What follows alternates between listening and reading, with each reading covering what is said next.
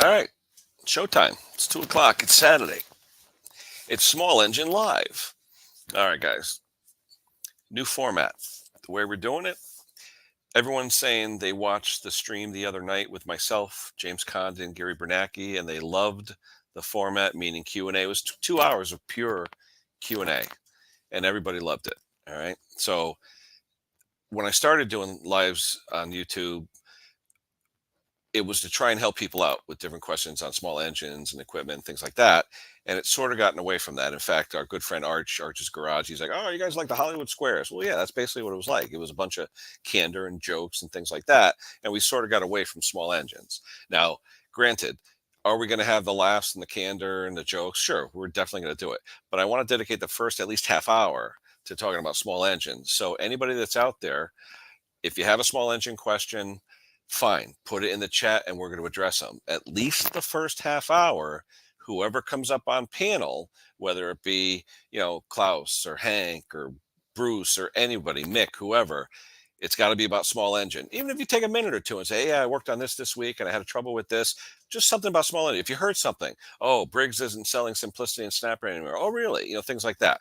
Let's have it about small engines at least for the first half hour. That way, if people chime into the stream and they see Small Engine Live, they won't see a bunch of jokes and stuff saying, "These guys don't give a crap about small engines." We do. We work on them every day, and we do care about them and want to learn. And we talk every day. We literally talk every day.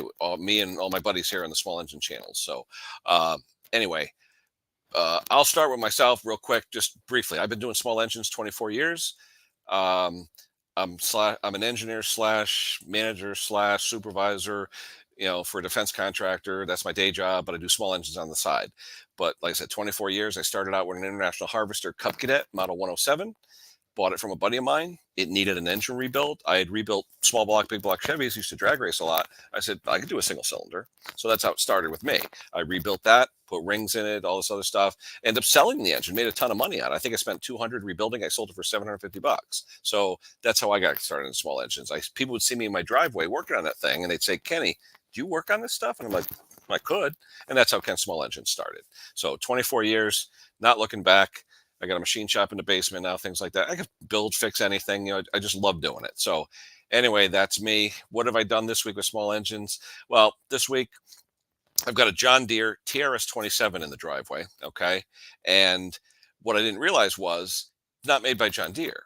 It says John Deere TRS 27, and on the label, the model label, it says John Deere Moline, Illinois, but underneath made in Canada. It's a Noma.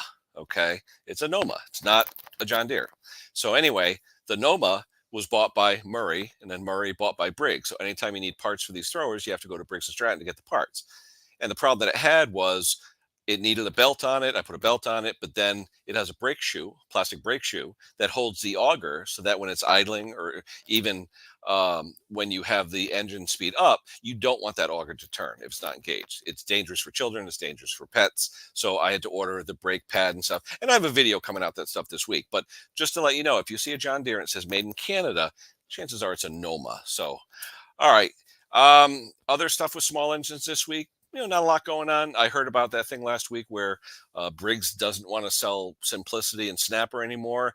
At first, I thought it was just Simplicity and Snapper 0 turns, but now someone's telling me they don't want to sell the Simplicity or Snapper brand. So if anyone knows anything about that, feel free. All right. We got the first person coming up on panel. We're going to call him up. We'll give him a minute or 2 or 3 or 10 if he wants, whatever. But remember, anyone who comes up on panel, at least for this first half hour or so, let's keep it to small engines. Once we're done with that and we're satisfied with it, we could do the jokes or whatever we need. But let's talk about small engines for the first while. So I'm going to bring up my friend Klaus. Hey, what's going on? Yes, I'm going to start out with 10 minutes of talking about oil. Oh, boy. No, I'm sorry. That's all right. We don't have to do that. So, but anyway, now let's bring him back. Hold on. There you go. All right, Thanks, Klaus. Kenny. I'm sorry. The Yeah, stage is yours, my friend. thank you. Well, this week it's been like the other couple of weeks before that. It's been slow. I mean, here we don't have enough snow to do snow blowers, and there's not enough grass for lawnmowers. So Did you have snow though enough though in the beginning, Klaus, to well, do that? Or we did, but okay. people haven't invested in I snow got you. removal equipment, so there isn't anything to work on. Yeah. It's super slow right now, and it will be for the next month. So it's shop time. I mean, I've been remodeling, sort of, um, trying to get rid of some of the space consuming things you have in your shop. I've got these consoles for spray cans I put up. You do have the neatest shop of anyone I know, though. So Thank you. Thank you. It look. I will say, like most things, it looks better on camera than yeah. in real life. But yeah, I've been doing that, moving stuff around, trying to make it as so you can get a flow into through a shop, if you can say that. Since mine is not, it's only open in one end. It's difficult to get a flow, but things works a little better. I've been doing that, and Here we go. In honor of you, Klaus. There we go. I want thick oil. Well, that's good stuff, Timmy. Unless it's air cooled, then you don't want it that. But different story. Sorry. No, it's been slow here. So things have sort of turned in towards the shop, trying to get things to be less space consuming, more efficient. Getting rid of old tools, old stuff, buying new things, buying new stuff. You actually I got do rid of have. old tools? You got rid of something? I did. Yeah. Really?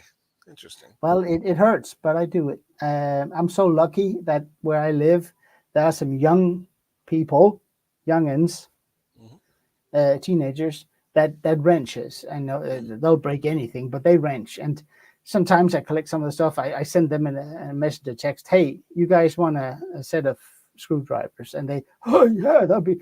They come down, they pick it up, and I know it will be used. So that's a good thing. Yeah, but other than that, on the machine side, the only thing I have going at the moment, I have a small oil less compressor that is kicking my behind big time. Yeah, you got that for a decent price, right? Pretty Yeah, reasonable. I paid nothing for it, and it looks Mm-hmm. really nice, but that thing has issues. Yeah. I ordered a ton of parts, and some of the parts I had to get from Italy, which is fine. eBay, Italy, it's fine. Yeah. But they showed up the other day, wrong type.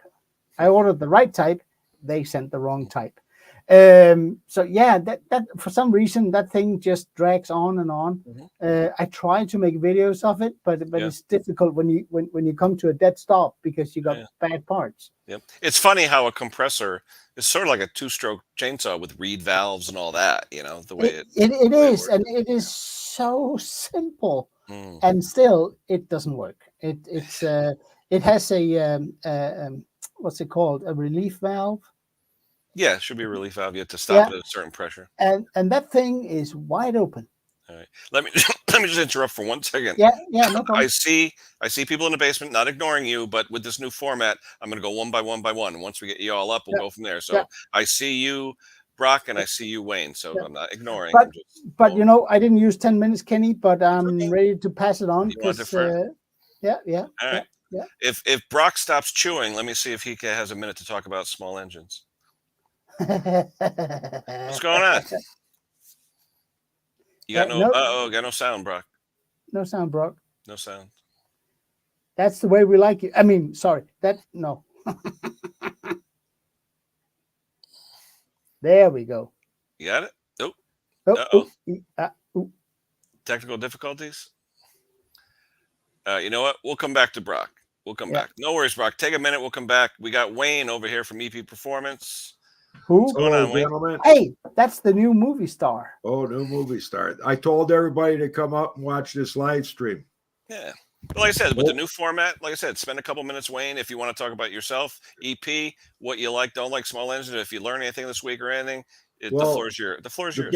Big news in Ontario right now is that I can't get any more ethanol-free gas unless I buy the canned fuel. Really? Why is that? Esso finally's got 8% and they're 91 octane. So Jake and I are going to Go back to 87, 10%. There's no sense in paying the extra money for 91 octane when it's got 8% and the 87's got 10. So throughout the year, we'll just be using 87. And all of Jake's viewers out there, anybody watching, we've been recommending they get the 91 octane, no ethanol. Well, it doesn't exist anymore. Wow. Now, do you guys ever use any boosters or anything, Wayne? Any octane boosters or anything like that? Okay, what we use is we were using the K100S Plus fuel stabilizer. It's made in Jamestown, New York. Yep. Great stuff. Recently, we got in touch with their original owner, and we noticed that the latest batch we got in had recommended almost a double dosage to what the old K100S Plus rated. And in all reality, it's exactly the same formula. So it's basically something like shrinkflation. They want you to use twice as much, but the guy that invented this, it's the original formula. You can use the original dosage, which I think was 8 ounces to something like 96 liters or something like that of fuel. It works great, but Jake just switched over to nothing wrong with the K100S Plus. Great product. Never had an issue with it. But he went to BGSC2, I think it is. It's a Supercharger 2. Is that BG, the purple bottles? BG? I think they're a black bottle, but it's only sold. It's only sold to professionals, and you can professional mechanics, and you can only buy it at auto shops. Yeah, because BG here only gas stations and dealers use it. Right. Because there's like special canisters, pressurized canisters to like squirt it into your fuel injection system. And things like that. So Jake's trying some of their other products out, and he's finding great success with it. So we've been using this BGSC2 stabilizer.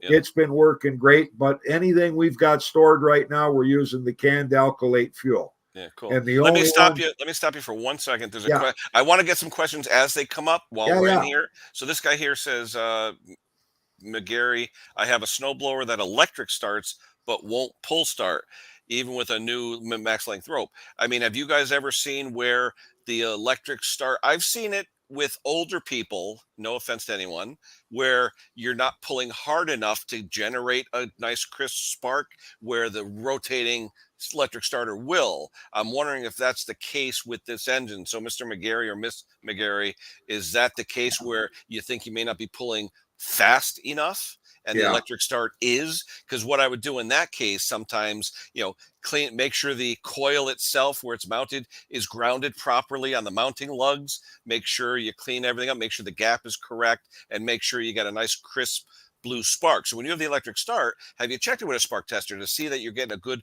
crisp blue spark? Because I've seen the other day a friend of mine couldn't start his 11-horse Briggs, and all it was is he had a bad plug in there. And Wayne, you can talk about plugs later. I know you want to.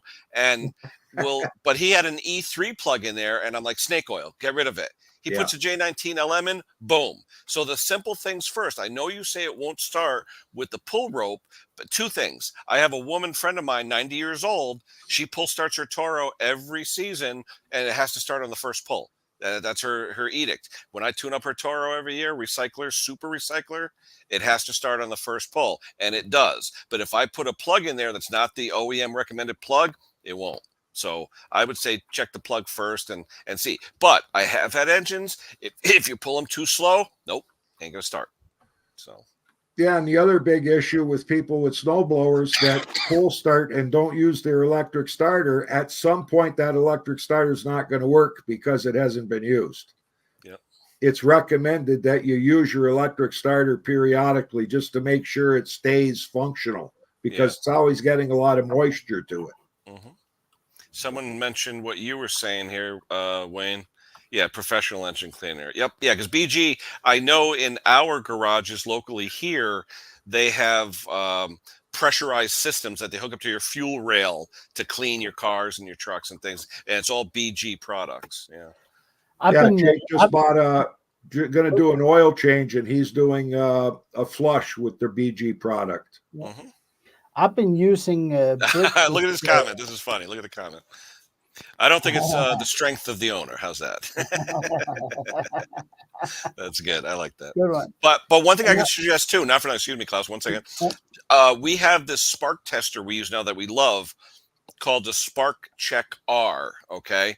And that tester, I tell you, I swear by it now because you hook it up to a plug and it'll tell you, or the wire, it'll tell you what's exactly coming out of that coil. And if it's not strong enough, it tells you that. So, and it stays lit. And that way one person can go like this a few times. And if it's yellow versus red versus green, it's a great tool. So Spark Check R, it's called. I like it. I just like it. when you find one, Kenny, can you send me one? I'll What's that? pay. The Check R? Yeah. Yeah. I have one. I actually bought one for one of my customers. I Huh. diagnosed his V-twin Kawasaki. I walked out there with it. I put it on. I go, yeah, you got dead coil. What do you mean? And sure as heck, I showed him. He goes, I want one. So I bought him one. Yeah, we use the gap tester for sparking on how efficient the magneto is, like the ignition coil is. Yep. Because with the light, you're looking at the color of the light, and sometimes it's hard to tell whether or not you got a really strong spark or whether it's a weak spark.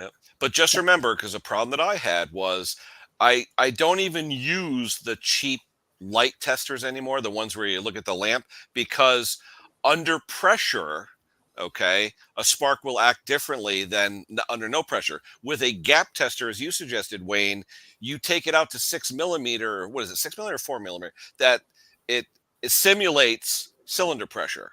Yeah. Okay. I think it's usually marked on those testers. I think it's either I think it's 6 millimeter. And when you go out to a 6 millimeter gap, which is about 240 thousandths, that simulates sparking in say 100 to 150 psi. Yeah. All right. Yeah.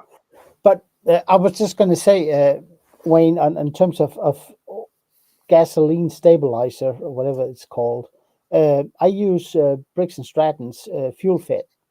I don't know who makes it, but I've been using it for years. I use it in all my shop gas, and my personal mower runs on shop gas. And I just did a service on it here. The video came out today. No water anywhere. And that's about 45 hours of mowing last year. And it was put inside after it was done in the fall. I haven't touched it until I did the video that came out today. No water anywhere. And I'm using either 5 or 10% alcohol or ethanol in my fuel. Bill's asking about octane booster. The reason I brought up octane booster, Bill, was because my good friend Rich, who's my best friend really, he takes say 93 octane pump gas, puts a little bit of water, shakes it up, and then drains out the water mix. Okay. But people don't realize ethanol contributes say 5 to 7 octane points to the mix. So if you take 93 and you mix it with water and drain out that ethanol, go ahead, Klaus. Go ahead. But our small engines, they are not octane hogs. No, they can run on something very slow. Cleaners that you buy for cars, carbon cleaners, injector cleaners, all that stuff, it does not work on small engines because they burn dirty to begin with. Yeah. But with octane boosters and something like this, you could take 87 octane fuel, the low grade fuel, mix a little water in it, shake it up, emulsify it, drain it out. But then your 87 is now 82. Okay. On American standard, a Briggs and Stratton will start on 82 octane. Yeah. Oh, wow. So interesting. Yeah. Usually that low here, it'll knock, Oh, and normally it will, but they will start on 82 and they will run on it.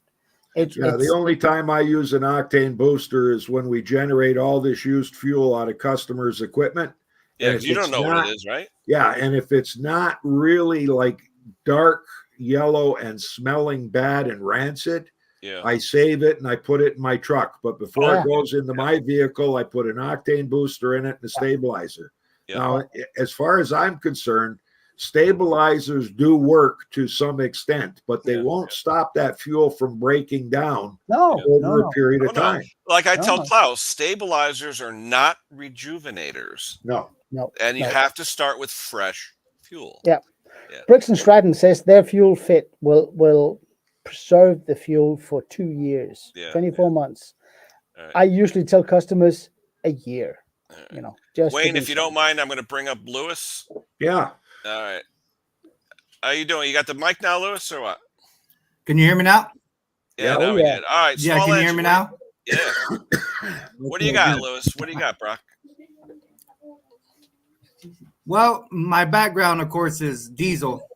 But I recently tried to get away with all of that because I hurt myself pretty bad. So the way that my channel got started is that I got so bored, and I started to watch Terrell Fixes Awe and Musty and that, and somebody told me, they're like, hey, you can do that, that. I'm like, well, I didn't really think I knew anything about small engines, really, because I'm a diesel guy.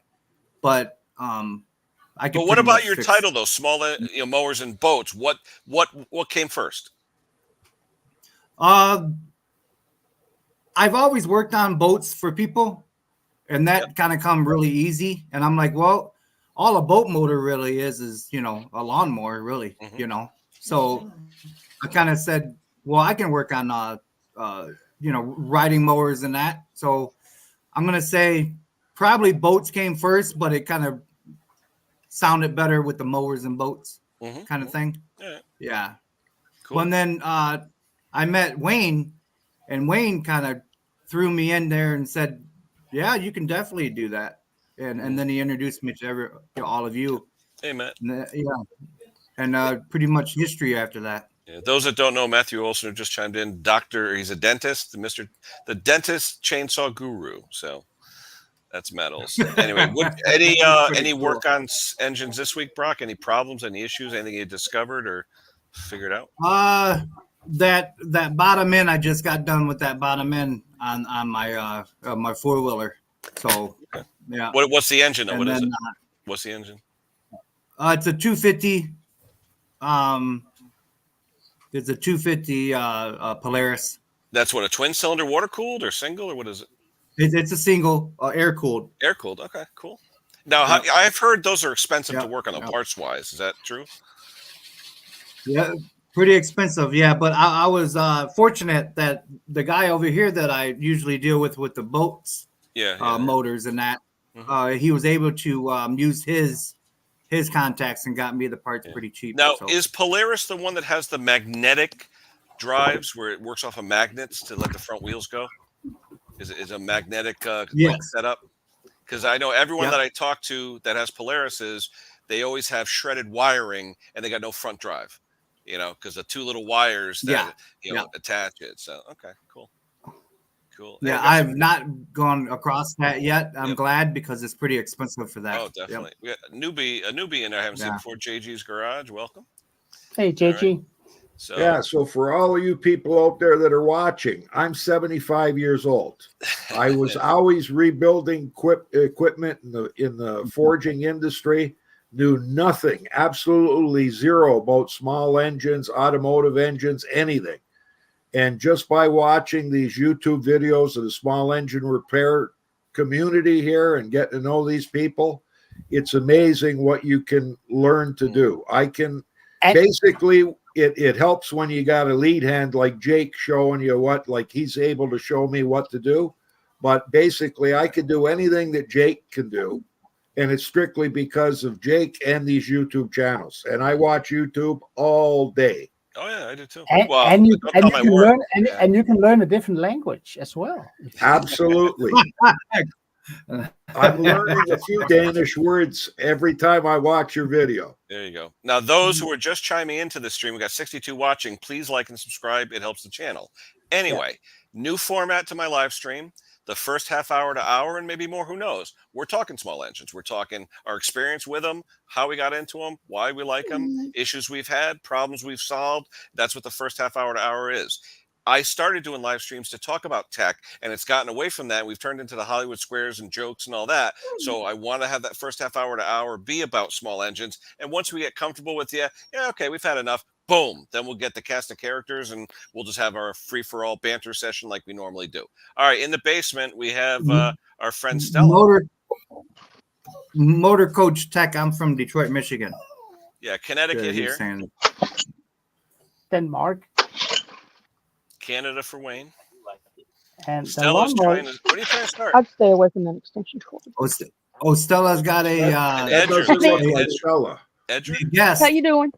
Is that an edger, Stella? Looks like a Honda Edger. So we just replaced the rope on this old recoil starter. For those guys, if you don't know this, the GX 110, and if you go on like any site to order one, supposedly the rotary part that supposedly fits that Doesn't fit. is that right there. Well, it ain't the right one. So don't get caught up in that 110 one. is So a you weird have to, engine. if you I don't buy think I've something ever like seen. that. Yeah, it is.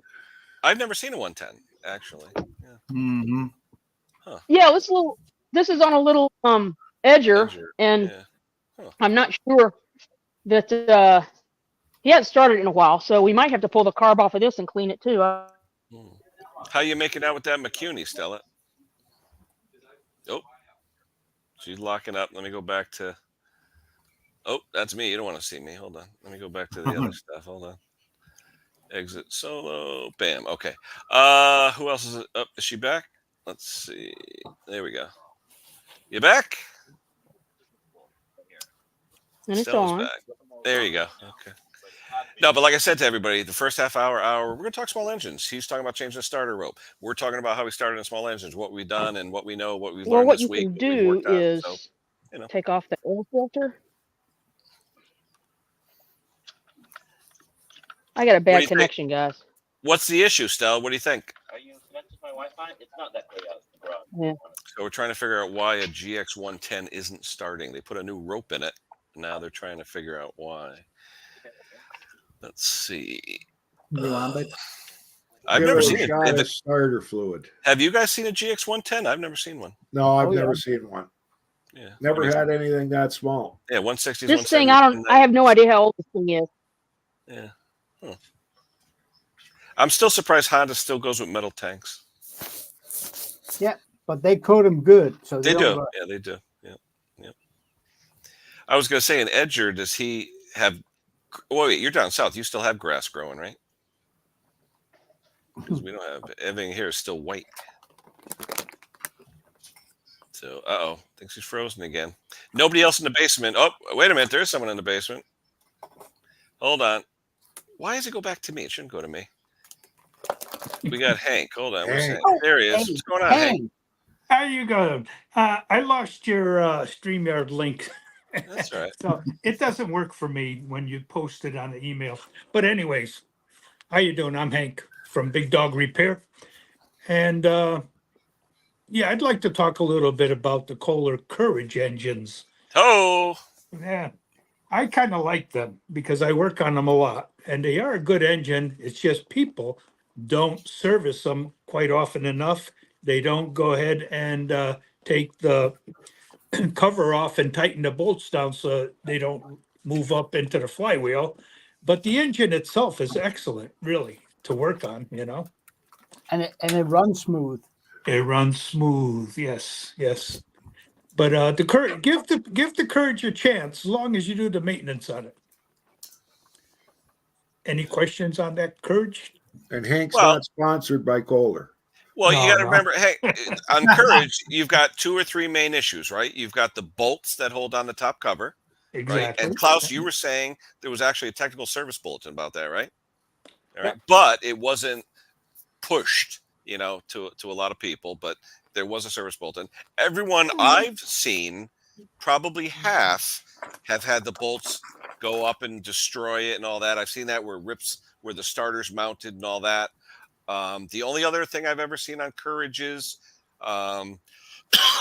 the choke linkage and the throttle linkage. If it's either improperly adjusted or missing, I've seen them where you hit it, push it all the way forward to choke, and it doesn't move the choke at all. Or the one that I had in one of my popular videos, it's a Courage video, when you return the throttle lever to where it goes before choke, it doesn't return the choke. The return spring on the choke shaft is either broken or failed, where it won't bring that Yeah. butterfly back, Yeah. and then it starts to run I- like up, you know. I will say the only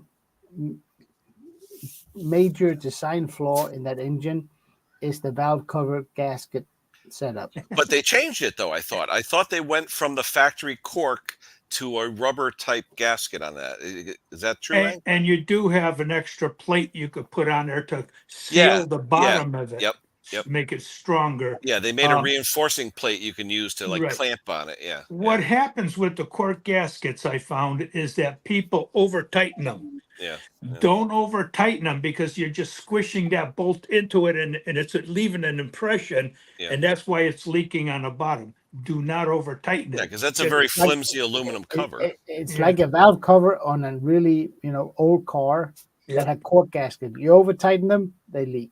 Well, plus too, in my experience with cork gaskets, small block Chevy, big block Chevy, you silicone it to the cover, but you never put anything on the cork that's against the head.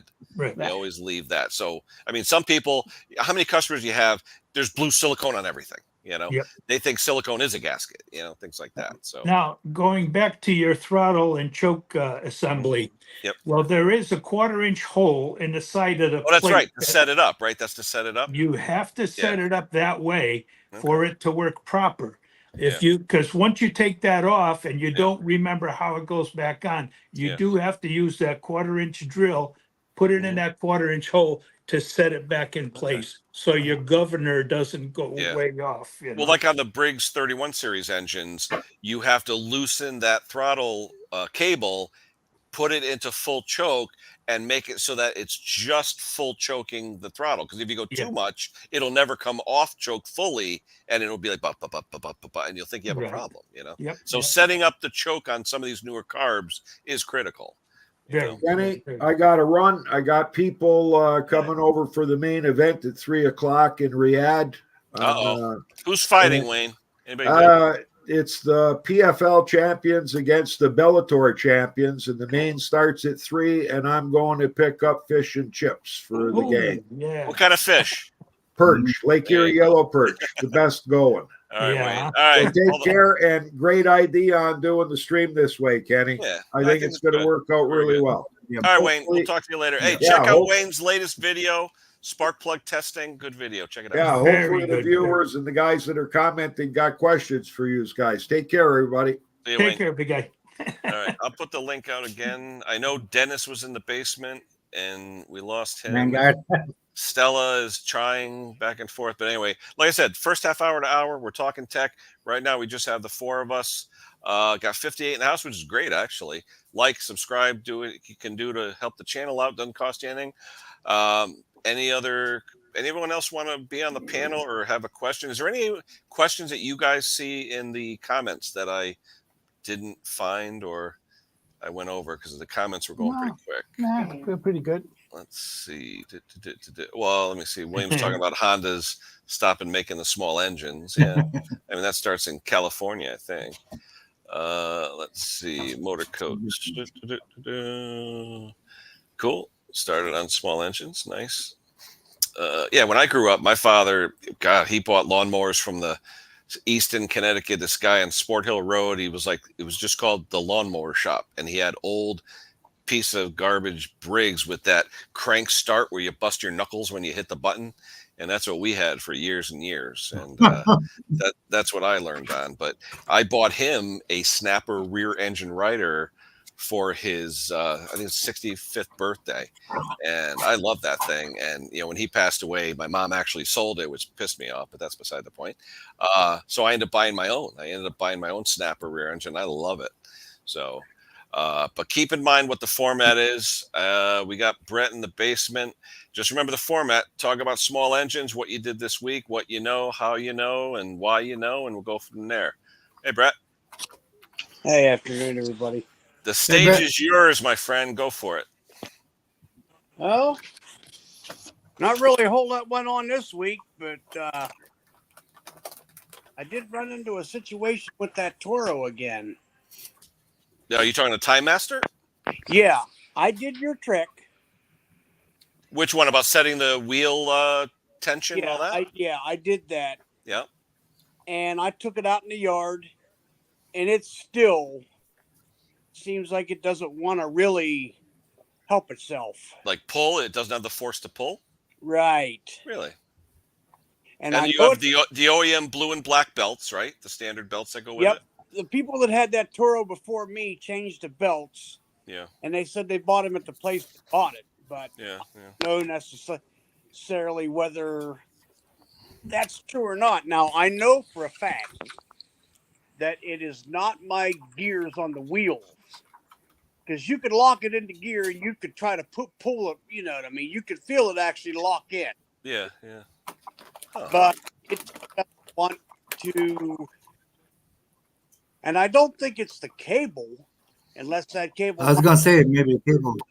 Yeah, but I've had it where it was the cable 99% of the time. And what I do is, like I said, I'll put it so the wheels are off the ground, the rear wheels are off the ground, Mhm. loosen the cable totally, pull it till the wheels just start turning. Then I'll go maybe an eighth of an inch more so that when you set it down, it still won't push forward. You'll still have a little bit of That's what I did. tension on, yes, a little bit of Yeah. tension on the belt, but not enough to overcome its weight, you know.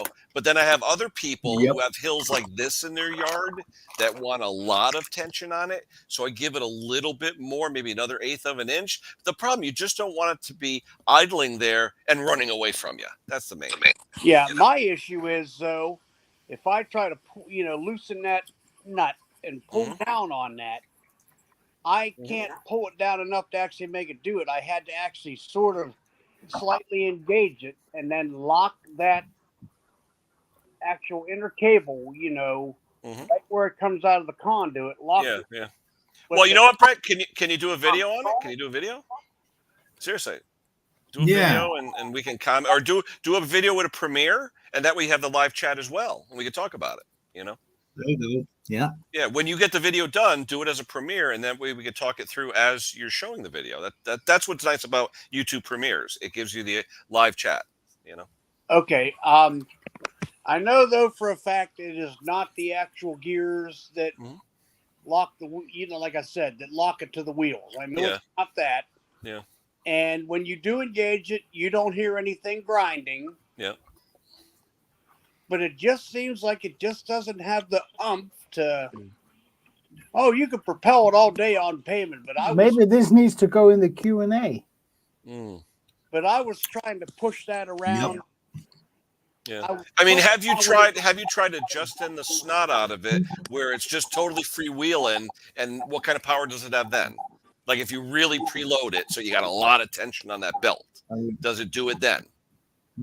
I can kind of hold it back.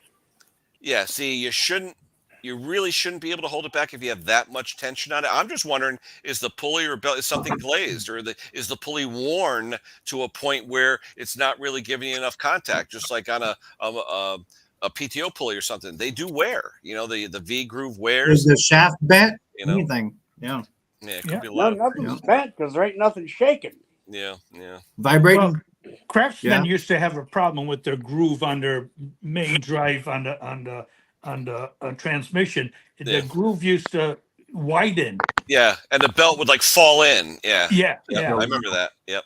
Yeah, Donnie Boy did a video on that where you could see the belt literally fell in and it would slip like crazy. So yeah, it's not.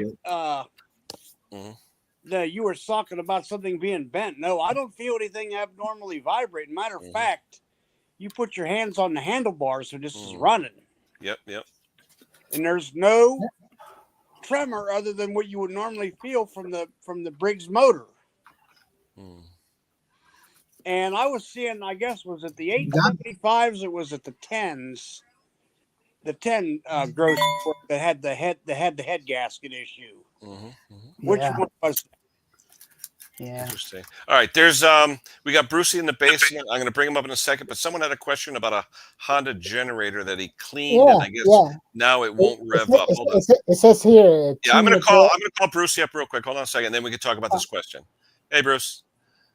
Hello. All right. So, what do you think of the new format? First half hour to hour tech. What do you think? I'm not seeing a whole bunch of difference. What? What? Six guys in a square stream. That's all right. No, that's fine. No I think he's talking back in the day. No, because I actually got some emails from people saying recently that my stream was more of the Tonight Show with Johnny Carson or the Hollywood Squares, where it was more da da da da da da, and what the hell about small engine? And a lot of people, I had 2 guys actually email me say, I'm not subscribing because you guys don't even talk small engines anymore. So I wanted to go with a format where if you come up on panel, at least for the first half hour, even hour, let's talk what you did this week or what you know or how you know or why you like them, or just let's talk about small engines. And this way, once we've exhausted that, then okay, we'll go to the banter and we'll go to this and that and the other thing and all that. So I'm just trying something different because the Wednesday, I don't know if you caught the Wednesday stream with me, James Condon, and Gary Bernacki. It was purely technical questions for 2 hours. I got a crap load of views. I got 60 subscribers. It worked out. So I'm hoping by just talking tech for like the first half hour, whether they type it into the chat or whether we talk here, that it will help the channel. That's all I'm trying to do. Yeah. All right. So let's see what this guy says. Clean the carb with spray on my Honda EU. No, hold on. Go You ahead, gotta ask Bruce how his week in the shop has been. Shoplifting? No, What? in the shop.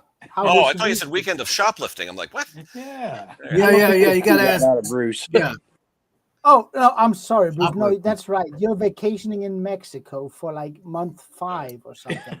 See, he forgot. It's supposed to be small engine related. So Have you seen he's the in comments? the basement right now. Have you seen some of the Well, comments? like how you got started and all that, Bruce. People still think I'm at home. Yeah. Yeah. But all right, hold on. Let's just take a look at this real Okay, quick. Maybe yeah, we can come okay, up with yeah. something. Clean the carb with spray. Well, let's start out. An EU 3000 is an inverter generator, right? Yeah, suitcase Honda generator. GX 25 Okay. or 35 So engine. now yeah. the engine won't come to speed, which is generally governor, correct? Now, is the governor? I wish James Condon and Gary Bernacki. Gary was in the chat earlier. I'm hoping he's still watching. But you squirt when you say clean the carb with spray, did you douse the heck of it, all the linkages and everything else? Because my question is, does that have a vacuum operated governor or something like that, or a solenoid servo? It's an electric stepper motor on So that. it's a servo or it's a stepper governor. Okay. What I'm wondering is when you did that carb spray, did you do something to that stepper motor? Okay. I would make sure when you that clean the car, did you squirt it or did you take it out? James Condon says he's listening. So is it? Okay, hold on. I don't see anything there.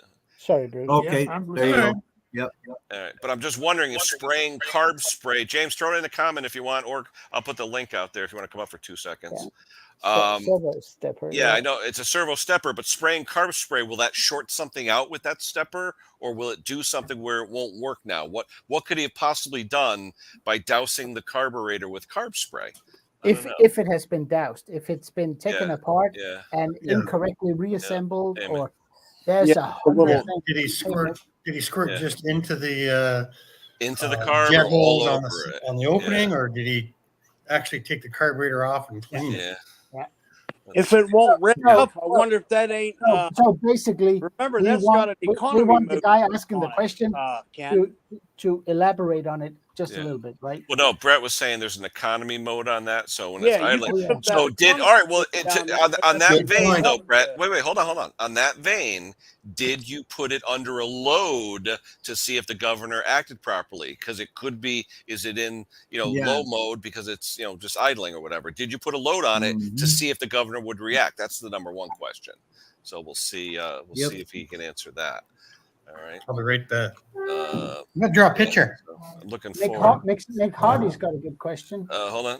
Let's see. Has anyone got a cheat on how to unblock an engine?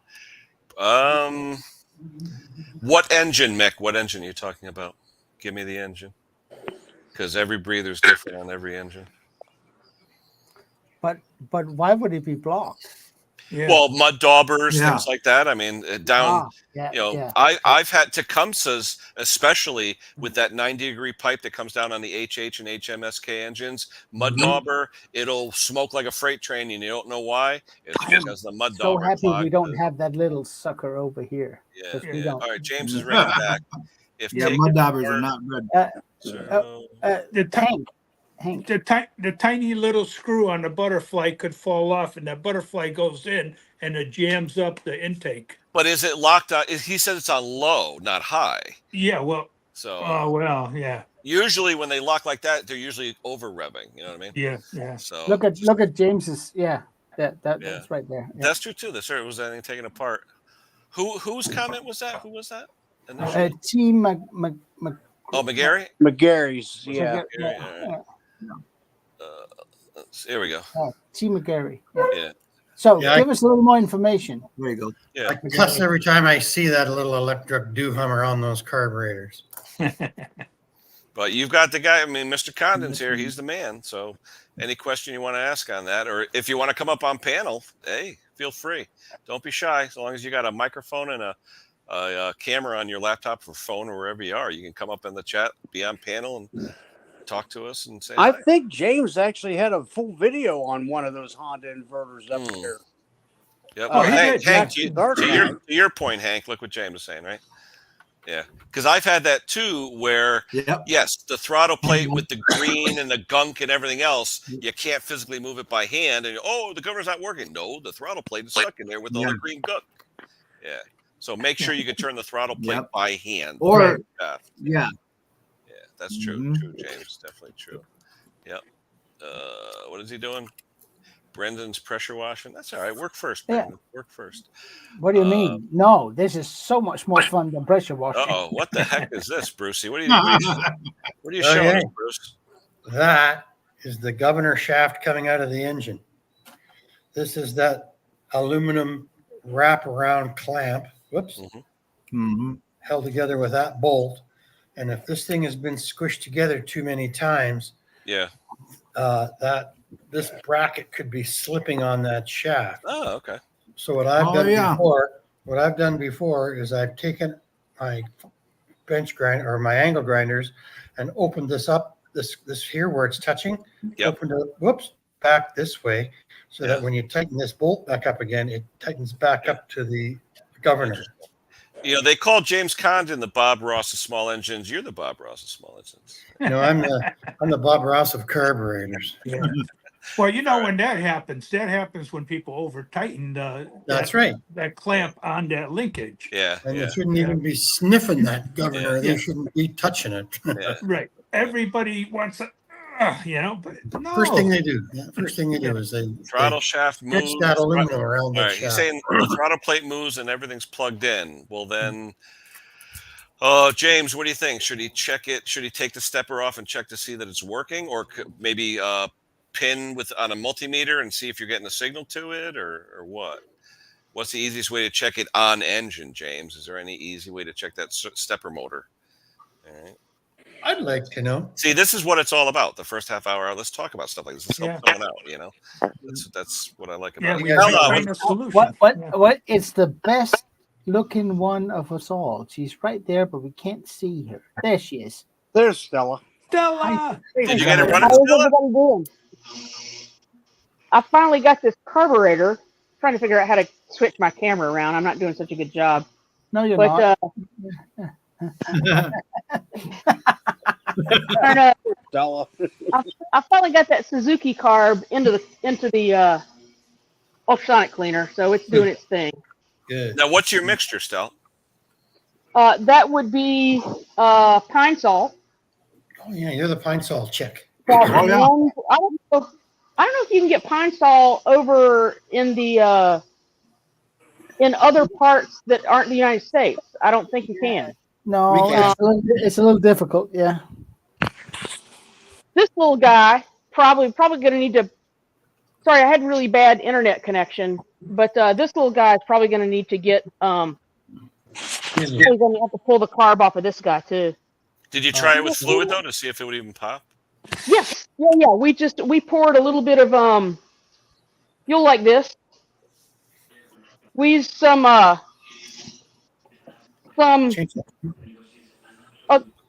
couple of drops of lemon lime LaCroix, and it started right up. Wait, is that a human beverage? What is lemon lime LaCroix?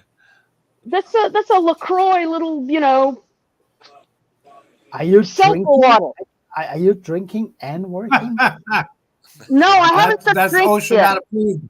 We don't mix alcohol in small engines, or do we? We put it in the small engines. We say no to ethanol, but okay to methanol, right? I say I use methyl hydrate and I don't drink it. There you go. No, it's a GX110, James 110. It's a little GX110, What's your friend's name there? Richard. Richard. No pressure, Richard. No pressure. No, Hey, actually, he can't hear. But what I said Just tell earlier, him I don't know if you guys. Tell him we have 65 million watching. No pressure. No pressure. Tell him maybe you didn't put the V belt on the fan belt. That's right. Yeah, right. No, actually, what I said earlier, I have no idea if anybody got this. If you go look up this part number, it says it's a rotary part for this guy, but this ain't it. Right. So we had to restring it. So I don't know. What's the part number, Stel? This rotary part number, it says it's 26-9064. And you look it up, and it says it's for a little GX whatever. But it is not the right one. So we just wound up putting a new. That's a GX160 starter, it says. The one I had said it was for 110 as well. Nope, this one just says GX160. Right. That It looks pretty big. It looks pretty big. Yeah. Yeah, That'd the be a one she problem. had in her hand looks big. That one on that motor actually looks considerably smaller. And for a stationary engine, not a lawnmower. Yep. Well, the other thing too is, But excuse me, there's a big metal cup inside of here, and Right. then the little cam that pops out is metal. And this is all just plastic stuff. Just like a regular. That's for the GX series. Yeah. That's Yeah. what it looks like. Yeah. But I gotta say, I mean that engine must be 35 years old or something, and they run so sweet. It's When they run. When they run, yeah. You can definitely tell that's an older engine because look at the logo on that OEM recoil as opposed to now. Just look at the exhaust. That's how you date. Yeah, the chrome, it's chrome chrome. shield. Yeah. Okay, it was running the last time I used it. Yeah, well, that's the problem. In 79. You don't use these things that often, Yeah. So how long are you going to leave that carby in the soup? I'm gonna do like 2 20-minute sessions, pull it out and see how it looks. And then and the other thing I'm doing too, which is kind of fun, I'll have to take you upstairs for that. Thank you. Where have I heard that? Wait. Stella. Here you go. Sounds like she's in the red light district. I am in the red light district. Let me Is going is it upstairs. been 40 minutes yet? All right.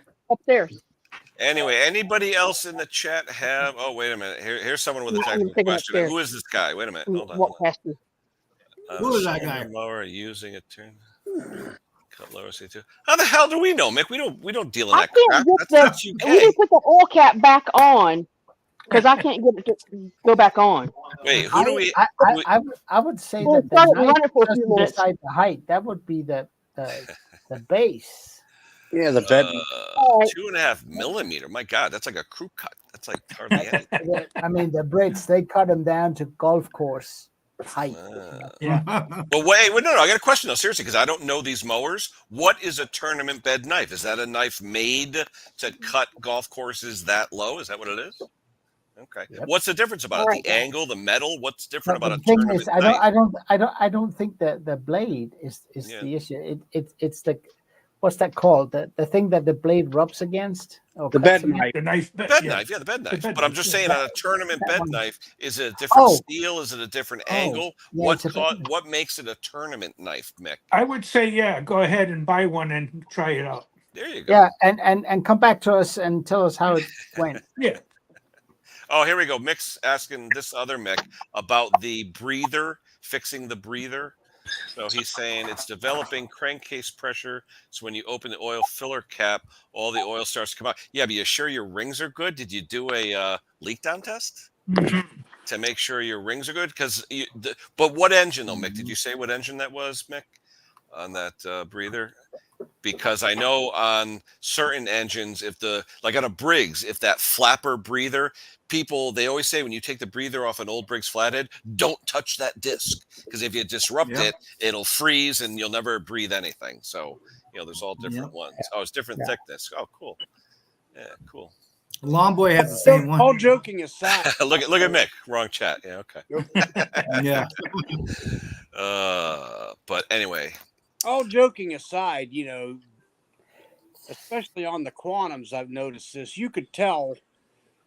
I wouldn't say it's an issue, but you could tell the breather's working because you ever notice when you pull some quantums over, it sounds like a seal. Or. Well, that's that little breather on That's top what I mean. underneath Yeah. You the can hear flywheel. it working yeah, on yeah. those. Yeah. yeah. You'll know if the PCV valve doesn't work. You'll know.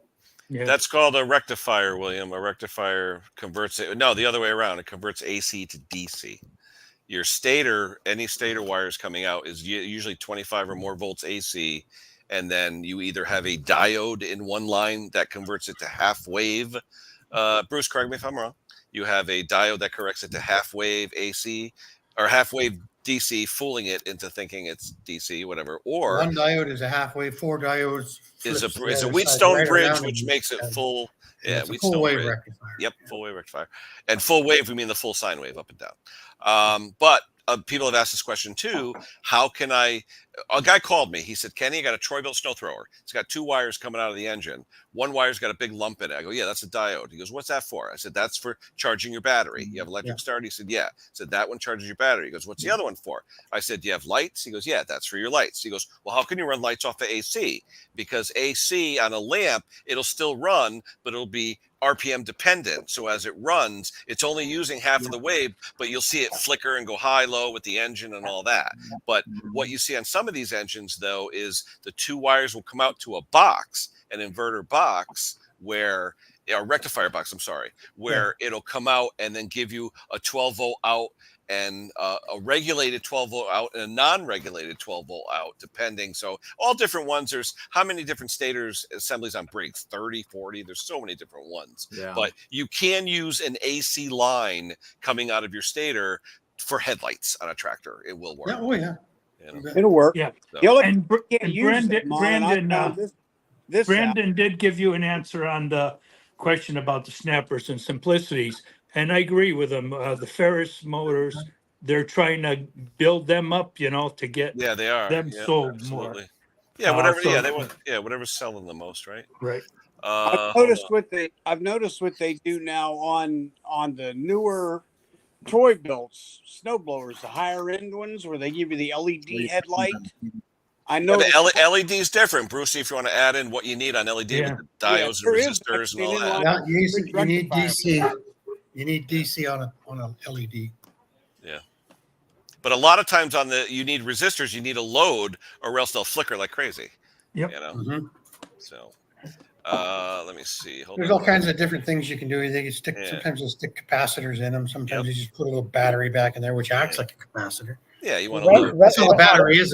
That's all the battery is. Is that your wife, Brock? Yeah, it's my wife. Yeah. Yep. So you get to answer it, Brock. There you go. That's no lady. That was my wife. It depends on the I was customer, buying really. I've had no, seriously. If you look at the manuals, and I've looked at this a dozen times, they say you shouldn't. If you had a blade, say this is your mower blade, and it's 3 inches wide, you should never sharpen it more than 1/3 that width. So if you're sharpening it on a 30-degree angle or whatever like this, no more than 1/3 of the width. So if you keep sharpening it, once it reaches 1/3 of that width, you're done. That's what It'll be they out of recommend balance for laterally, not lengthwise. Yeah. Yep. Why, Brock, are you sharpening Where your we blades live, often? Randy's got a question. Kenny? That's a different show, No, everyone has large yards where we live. So about time I get a piece of equipment like that, the blades are already, Ground gone. away. So I just replace them. Yeah.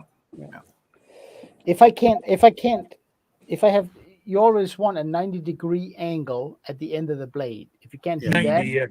Well, they say the first inch is doing all your cutting. Without taking 1/3 off the blade's width, it's toast. New one on. Yeah. But they're saying that the first 1/4 inch, 1/2 inch does all the cutting anyway. Oh yeah. So that way, if you have that rounded edge, it's not really doing it. Nope. Yeah. No. But Randy's got a question. We've all here seen some pretty bad blades come in. Brucey, you like the power mores. What do you think? A 159cc power more smoking when you first started up cold? Too much oil. 159cc. Oh, I've never seen a 159. They're all 139s around my place. But No, I mean, 159 is like what you see on I'll the MTD mowers. Yeah. Right. I'll say that any small engine that smokes on startup is perfectly okay. Yeah, I mean, As my long as- brakes, my 11 horse brakes, as always long as smoke. as long as it stops within 5 seconds of running. Yeah, just make sure your oil's not too thin and make sure there's not too much. Yeah. And I've had it too, where you park on a hill or something, or you have the mower tilted where all the oil fills up the valve cover. If the spark plug is pointing down, you will have oil Oh, running definitely. into. Oh yeah. Well, how many guys in the back of their pickup trucks, back forth, back forth, back forth? I just gotta say that I had a guy not too long ago tell me that every time his does that, but I'm like, well, you run a service, so all your guys are just unloading and loading all day, so you're gonna get that. Yeah. Yeah, and when they unload them, they just pull them off. Well, again, if you're using that engine over and over and over for, like, say, a business, and you're cutting like a hillside sideways, you're wearing that piston in so you're getting not a round anymore, you're getting an oval. So oil is coming in. Very true. Yep. All right. Hey guys, it's been 1 hour. It's been great as far as talking tech. I think it was I'm new at this. I've only been here 10 minutes, Ken. I like the slant to keep it small engines. I think it's great. I've had a lot of comments about it, and I didn't want to lose subscribers, and I just think that I started to teach or train or whatever you want to call it, just share my knowledge, our knowledge. And so anyway, an hour's up. Hold on. Stephanie's got a good one on the side here. We got to bring that one up. Well, wait, hold on. There's somebody here, I believe, that may know something about oil. So I just want to. Good job, baby. Where's John? Yeah, where's Clem? Where's Clem? Where's John? God, I'll give that one to you. Stephanie, good question. White and blue smoke is always oil. Black smoke is unburned gas on a air-cooled engine. Jordan. Right. Good for you, close, because if it was radiator cooled, it could be antifreeze burning. I thought white smoke was water. Yeah. Yeah, well, it's not on an air-cooled engine there, buddy. Yeah. Well, not an air cooled. Let's see Now take me down again. I'm getting. That's all right. We don't need him. That's okay. Hold on. All right. Who else is in here now? John is here. Yeah. John So anyway, we've done an hour of small engine. Thank you to everybody. Anyone out in the chat, you want to ask a tech question? Go ahead. I mean, we're still here. It's just that I want that first hour. How long will an engine last? Like a little Briggs and Stratton, even a Power More, without an air filter. Well, that depends on how dusty it is. Yeah. Well, down here. Yeah, down here they're using one. Hold on, that's a real rookie here. Does anyone know what is that called? An F what? Yeah, a sloper engine. Sloper. What the heck is that? Yeah, if you would get yourself a good right arm when you pull it, mix hours. I mean, if you don't have enough power in your hand to yank it, it won't start. I mean, you're too weak.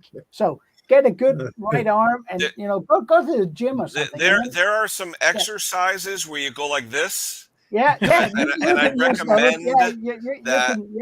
We're getting into the goes. banter portion of the show, people. So there are exercises. We are okay, Kenny. 90%, 98% of the men in the world do that, and the other 2% are lying. There you go. Yep. Yes. Anyway, somebody's in the basement. Who's in the basement? Oh, Stella. She's back. Hello. Hi, Stella. Speechless. Stella's back. Yeah. So anyway, I'm not saying we can't talk tech. If anyone has a tech question, bring it up in the chat or whatever, or in the comments. But the first hour is done. So now I'm not saying it's a free for all, but let's have some fun.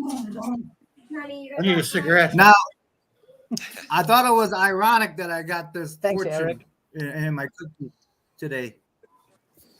You got your what? What is that? Oh, that's that Chinese fortune? Wait a minute. What does it say? Help me, I'm being held prisoner in Chinese fortune cookie factory? Hey, I'm going to have to say bye. My daughter came. Oh, good. Well, granddaughter too? See you, Hank. Granddaughter too? Take care. Come Hank. on in. No, this is his daughter from New York. Oh, New York. Yeah. Take care. All right. See you, Hank. Take care. See you, Hank. Again. Nice to see you, brother. Hank. What do we got here for Mr. Mick here? Yeah, it's pretty cool. My fortune said that. Now, if he really had some balls, he'd come up on stream, but that's okay. Hey, Klaus, how you like my hat, brother? It only takes me half an hour. That's to a get good out of my hat. seat, man. That's a good hat. Good hat. How you doing? Wait, what's it say, bro? And the Ah, Husqvarna. That's retro, man. That's retro. There you go. How you doing? I know, it's like a trucker hat, right? Hello, Emil. How you doing? Oh, look! Hey, did you see the What you cookie? guys up to? Now that we're doing wardrobes, Hey, here's what's funny. Yeah, I was Guess just who talking doesn't to know my he's friends still in, online? UK and Mute what do you Hank. call it, Denmark. And so Hey, how'd you silverware? bye, Hank. Bye. Bye, Hank. See you, Hank. Billy. all right. Billy? I thought we were going to enjoy a visit from the daughter. You know? Yeah, well, That's I like Hank, I like the Hank, it's talking the one. cookie. It's the one that says "off" or a big X on the right. There you go. Yeah. I learned it all from you guys. Use the red phone. Sorry about that. And I had to. I did that one time. I had to step away and give Charlie his medicine. Yeah, that's all right. No, I think it went well the first hour. We answered a lot of questions, and now it's time to have some fun. Stella, what are you guys trying to fix now or do? What do you got? What the heck did you put in there to prime it, Stella? Hey, wait, what kind of shoes Well, are it those? goes hammer like time. You got to move your toes closer to the blade. No, don't do Yeah, that. I'll put the hammers in there. Oh, this is a mobile That's a flailer. toenail clipper. Yeah. Ah, there you go.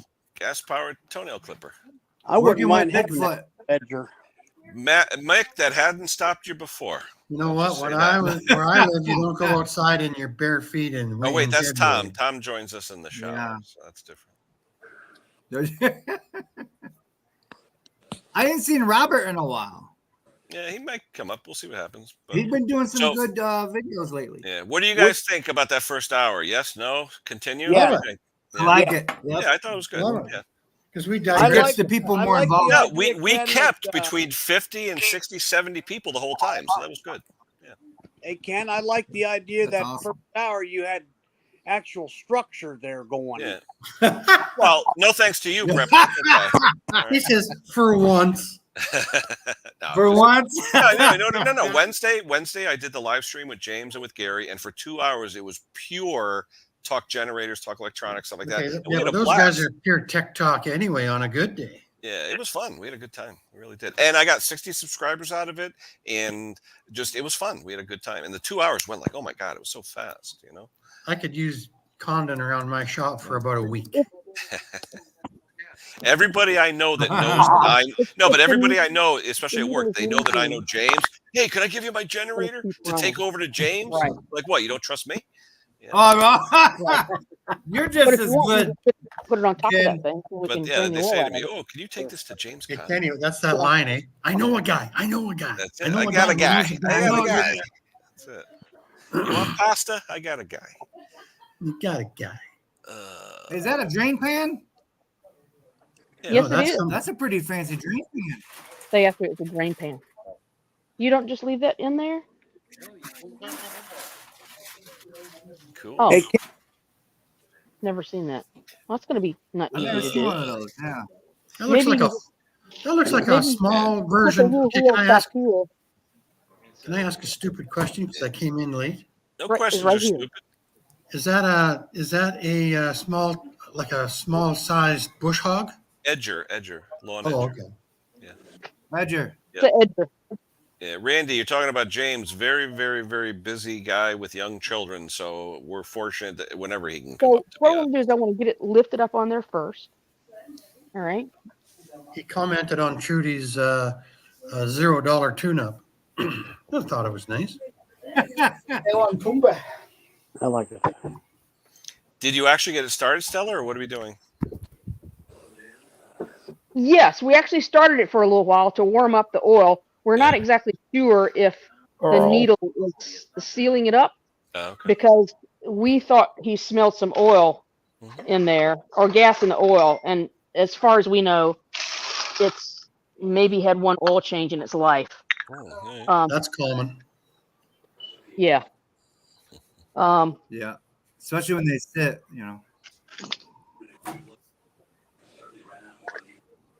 I wish there was a kit to test your own oil for metal filings. Well, I got one of those. Like a little magnet. Wheels over here. You can and the, put it away. Bruce, and the I reason got one of is those. because it's got to be level to I'm change trying the to oil. hear him. Yeah, Bruce, I got one of those. Little measuring thing, electronic.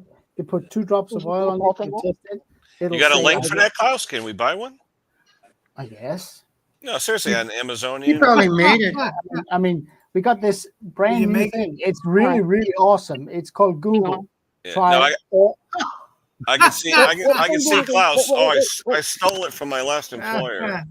It's a square, I think it is. Oh, if you punch in oil tester or something, it'll. Francis Lang. It's all based on conductivity. There you go. There we go. Francis Lang. Conductivity? If you install, question everybody who wants to answer. If you install a new primer bulb and line on a Toro snowblower and it still won't prime, Don't have enough. but when you put air to it, it will. What's going on? Are you holding your finger over the hole in the primer button when you're Is it a pushing Briggs and Stratton or a Tecumseh? Tecumseh, that too. Toro snowblower. Yeah. What? Is it a Like fingers. Yeah. What is it? If it's a Briggs, I would double up Right. on the circular weird shaped primer bulb. But here's the thing too. If it's old primer line that has a lot of cracks in it, just the finger pushing won't do it, yet an air compressor will. An air compressor will, yeah. A lot of times the part of it that's hidden under the shroud that you can't see may have cracks in it. I see a lot of times That's it's where all literally the heat cracked is. at the barb and it's hanging off by a crack. And just I never pushing use it. a glue or anything to fix the Yeah, cracks no, because just- it'll get sucked in. But Tecumseh sells primer. It's called primer line. It's I not. think there's gas in there. It's not just regular vacuum line, which is usually really thick. Tecumseh sells a primer rubber hose. They sell it. Yeah, there's gas in it. I actually had that happen on that old It's good we machine didn't run it with like the that. were you talking about it? The primer Well, was cracked right where the barb is. Yeah, it usually cracks right where the barb is, or it has minute cracks leading up it's to it. gonna have too much pressure. And when you're putting on a new primer hose on that, leave a little bit of a slack service in loop. it. Don't go Service very loop. tight. Yeah, service loop. Small Correct. service loop. Yeah. Yep. Now you can, if you really look carefully, you can cut a 3/4 of an inch off that and You try can, it. but then you're pulling a little But bit you're- snug though. Yeah, and you're still using old line. And some of them though is weird. Some of them will go on the right side. Some of them you got to go around to the left side. Some of them got to go under the bowl, behind the bowl. I've seen all different orientations of the primer nipple of where it is on the carburetor. The extruded fitting. I put the link in for an oil tester. Cool. Oh, When I did mine, thank you. test- Cliff. I'm gonna go look. I didn't have any extra Hey, Arch. primer line, but I did have some Tygon, and I cut it long for that reason. There you go. All right. Hey, I just got to interject. Arch, we're in the Hollywood Squares version section now of the program. So just so you know. All right. The tech talk is done. Well, it's not done. We can still answer tech questions, but the new format, I hope you heard a little bit, Arch. The first hour tech, and we had some great questions, and hopefully it'll That's be nice, a better Ken. I like format. that. And I'm still at 56 people watching, so hopefully it worked. Hopefully it'll keep people well, interested. this is the part where you let your hair down if you have any. Oh, hey, Arch, are you going live tonight? I love watching Arch at night on Saturday night. He always has a good light. You didn't do last week, Arch. Hey, what are you swelling on there? Modelo. Oh, let me join you, buddy. You're not join you. Mexican. Yeah, there you go, brother. We're going What do you out got, for supper. Klaus? I gotta behave. Dan's getting snow up there. No. Alberta Clipper. Let's see. Wait a minute. Mustard and French fries? Oh yeah. Is that a thing? I know the Yeah. kids like that poutine, the cheese sauce and all that stuff. So busy and dark. Cool. Hey, well, hopefully you'll be on later, Arch. I enjoy it every Saturday night. It's always a good chat.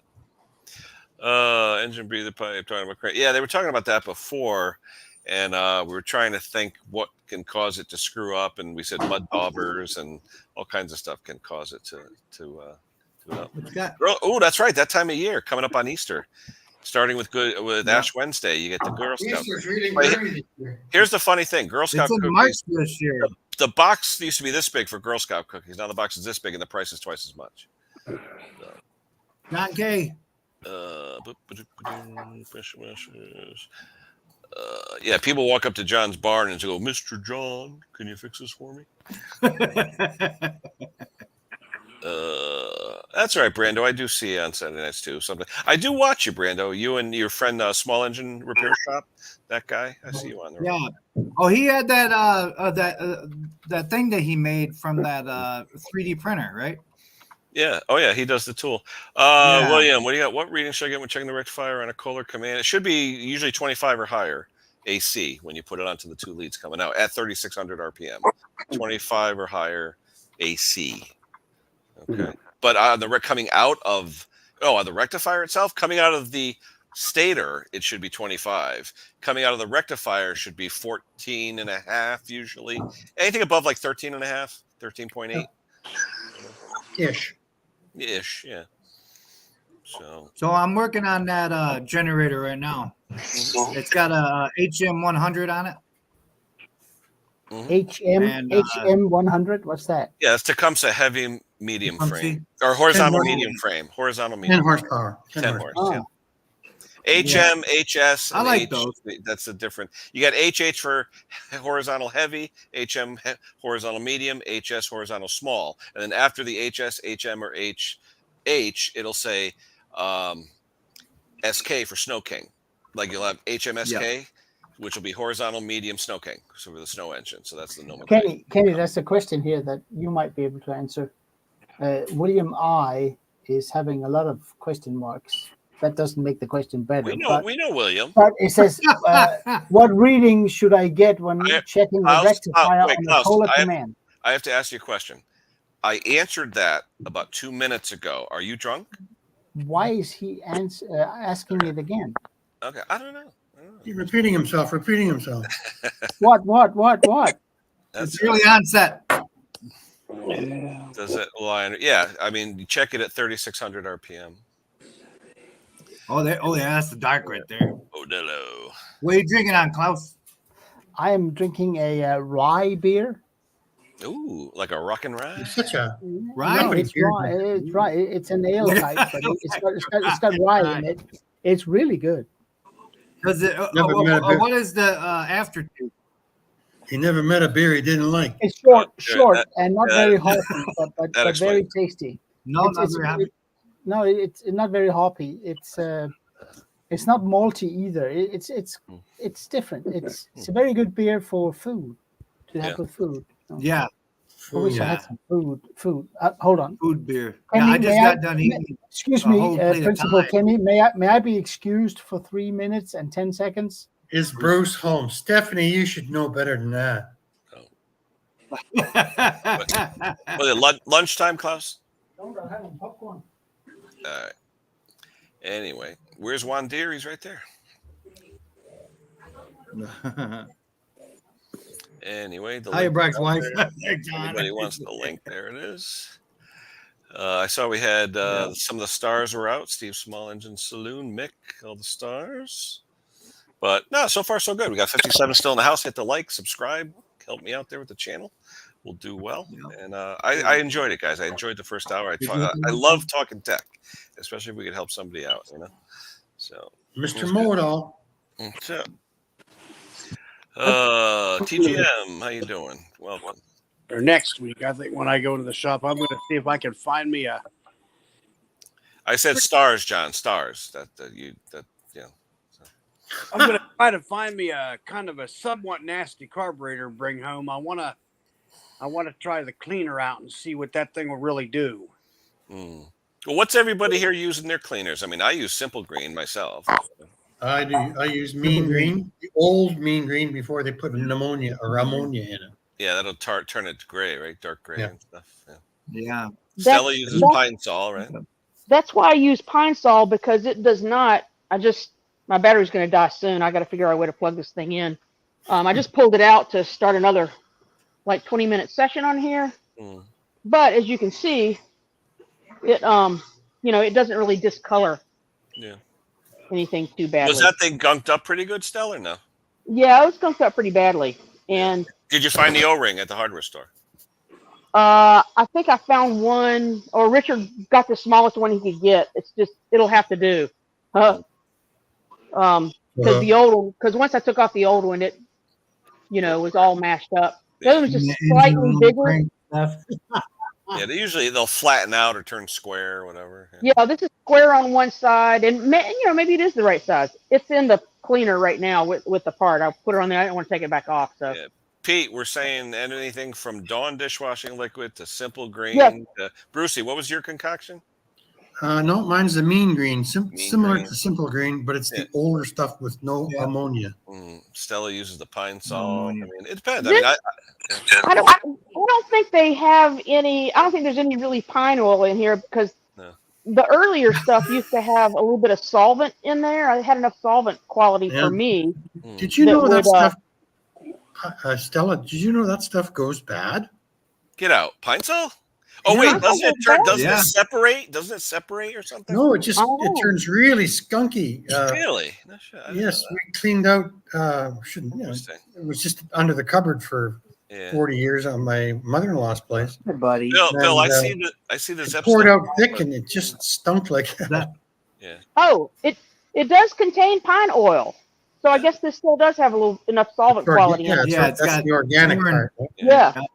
Bill, Zepp has a lot of good products, but a lot of it that I see has like the ammonias and some of the cleaner, like the caustics in it. I mean, Zepp is great, like strippers and cleaners like that. They use it to strip our floors and that kind. There's a lot of good stuff, but I would just read the ingredients to make sure there's no ammonia or any kind of really stuff in it. When I run out of mean green, I'm going back to Dawn. Just Dawn. Yeah. What does Dawn say about it? Bada boom, bada bing. There you go. Yeah, TJ, just I go haven't back and opened it yet. watch the replay. There was some decent questions. We had fun. I have, but I haven't opened it up yet. I got some Simple Green aircraft, and a lot of people are saying that's the blue, right? The blue. Yeah, the label's blue. The liquid itself is actually clear. Yeah, but I heard that really attacks aluminum and zinc and stuff like that. That aircraft will itch it.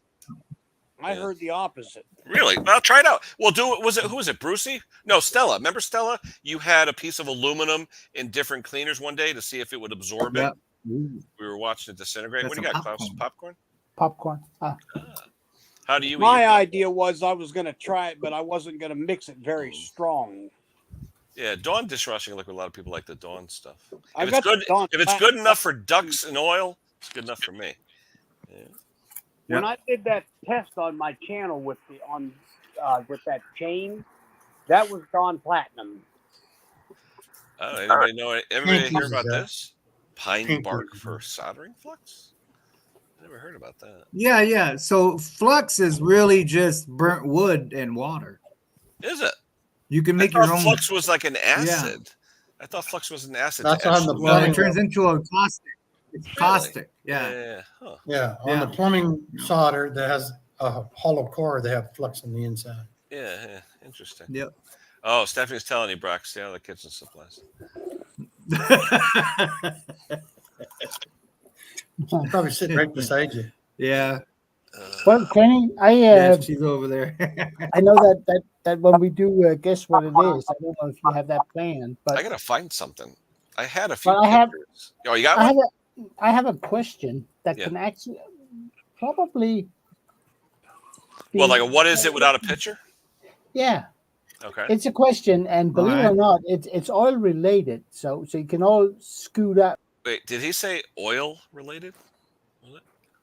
All related. All related, I think. All related. Oh, okay. Well, no, that's the way they say it in North Carolina. All. Change the all. Oh. I do have one. North Carolina. What you got? Okay. Listen up, guys. In a small engine, air-cooled, when using a full synthetic 5W30 instead of the regular SAE 30, why do you have less oil consumption when using the 5W30? Because there's silicon in it, right?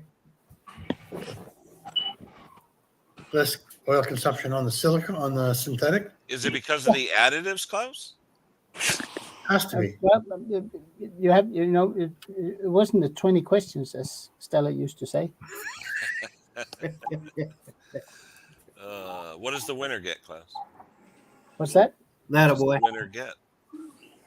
Bragging rights. Oh, there you go. All of them. Hey, kitty. Why- how do we know it's true, though? How do we know what you're going to say is true? Yeah. Mr. Google. Mr. Google. Oh, Professor Google. There This you go. comes straight out of Professor Bricks, Google. this comes straight out of Bricks and Stratton, right from the mothership. Uh-oh. Blow Hello, Stella Thomas. up real quick there, Ken. I want to see that cleaner she's got there. What? Who? Stella? Yeah, she. She got pine saw. What do you mean? Hey, Oh. we're doing something else right now. Let's focus on that. Answer the question. She's walked away. So 5W30 synthetic. Why doesn't it burn Synthetic. as much as straight 30? Yes. Okay. Maybe the synthetic products make it stay Because better. there's silicon in it, right? No. There we go. Oh, look what James said. What do you think, James? What do you think? Exactly, James. You're spot on there. Oh, Alex is around. See Okay, that? I got you. I don't care what Mick says about you, James. Okay. There you go. So Mick will say 5W30 synthetic versus straight 30 dinosaur oil. Why will the straight 30 dinosaur oil burn more or smoke more? No, than that's this- not what I said. No, Okay. no. I said, why do you have less oil consumption Okay. when Same using difference. a 5W? No, it's not. When you think Burning about it. oil is not oil consumption? No, but No. why does 5W30 creates less burning of oil in an engine as to a regular SAE30? All Small right. engine. Oh, because of yeah, the detergent. Because of the detergent. no. Yeah, Probably condensate had it. maybe Condensate feel had it. better. I don't know. Look at what Dan said. Klaus, you see what Dan said? Yeah, that makes no sense. Oh, when I was working on heat. That makes no sense. It makes no sense. Makes no Honestly, sense. No, it doesn't. 5W would not absorb as much heat, so it wouldn't burn off as fast. Well, he's thinking a thinner I something thought it versus a thicker sounded good, something. Dan. Guys, Yeah. guys, yeah. hold on. What? In a multigrade, the first number is when the oil is cold. Once it's up to operating temperature, the 5 has no meaning. It's the hot number, the 30. Yeah, because W means Yeah. winter. 5 winter 30. Yes. And people think that 5W and 30 is equal when you measure it in terms of lubricity, sorry, of consistency. It's not. Hey, Thomas. See it, Thomas? So, who's going to get it? I haven't Well, seen any. I thought That's James a really got good it. question, I Klaus. thought James got it. James. Where's James? Yeah, when James said additives are not a lubricant. No, that's not the correct answer. No. Oh. All right. Too bad, James. All Well, right. you actually answered it for us when you were talking about 5W30 being a multi-grade oil. Is the hotter number. Able lock is close, but not quite. Let's see.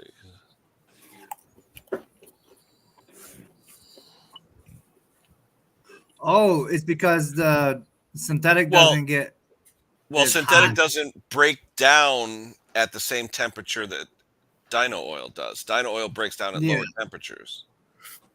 I disagree. Yeah. Well, we're close. Like combustion temperature, dyno oil would burn more than a synthetic would because of its composition. Yeah. Not quite, but it's really close. Art says depends on the additive. No, it doesn't. Okay. Oh, wait, let me just ask you a quick question, Klaus. Are we going to give a shit Let's when you give us the answer? I'm going to give Excuse it me. absolutely. Yeah. Just asking. Just No, asking. but Klaus knows because he has to know all that stuff Uh-oh. because of the. Oh, yeah, hey, Gary, this is Oh, this is a that's verbal. thickness. This is a verbal. What is it? But Yeah. I may have one later in the show. So if you want, you could tune in later on the replay Okay. and tune in for the Yeah. last half hour. I'll try. you got to tell us, Klaus, you're going to lose an audience. Yes, Yeah, sir. we're losing. We're at 53, Klaus. Come on, hurry up. Yeah. Before I go to Loser. zero. All right. There you go. The patient's dying. Let's go. Base oil. The base oil of a 5W30 full synthetic Yep. is much better in terms of oil film strength over a period of time and in relation to heat. So if you have straight W30 in your engine for its, let's say that the oil change interval is 50 hours. When you get to hour 45, as an example, your oil is about at the end of where it can hold its, it cannot hold its original film strength. So it's not a good lubricant at that point. The full synthetic will much better resist heat. So it will keep its oil film strength for the whole duration much better than the 30. That means the 5W30 doesn't get thinner with heat at the end of its service life than a regular dyno oil will. Therefore, you do not use as much oil. You don't consume oil in the engine as fast with a 5W30 full synthetic than you do with a regular 30. All right. Now that I've lost 17 viewers, let's get back to discussions we want to talk about. Okay. This gentleman Just is the gift that keeps on giving.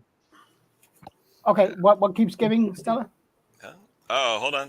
Where is she? Hold on. Can we Stella, next week you got to help me out because my fingers are getting tired of moderating. Googly eyes. What do you got? Ah, the googly eyes. Cool. Oh yeah, there you go. Yeah. Cool. Yeah, here we go. Michael Roberts You said carry it those best. around in Klaus, your that's what pocket? Michael thinks of your discussion. Well, Robert, you need to educate yourself, buddy, because this is important. Where are you putting the eyes, Stella? Right his Oh, feet yeah. up. Oh, on the tack. Yeah. I'm watching you. That's a nice bike. Is that Yeah, that's a nice bike. a shadow? That is he's been having trouble with this one. I don't know what's going on with this one. The dirt bike, this is the carb that we're working on right now is on this dirt bike. And that's what's in the ultronic cleaner right now. Those are sweet looking. Oh yeah. There's this one. He's recently gotten into dirt bikes. I can't ride a dirt bike anymore. They're just too tall for me. Yeah. See that guy there? He's the type of dirt guy bikes that are owns tall. that place. You're gonna walk up to him and say, "How do you do?" And he said, "I do very well."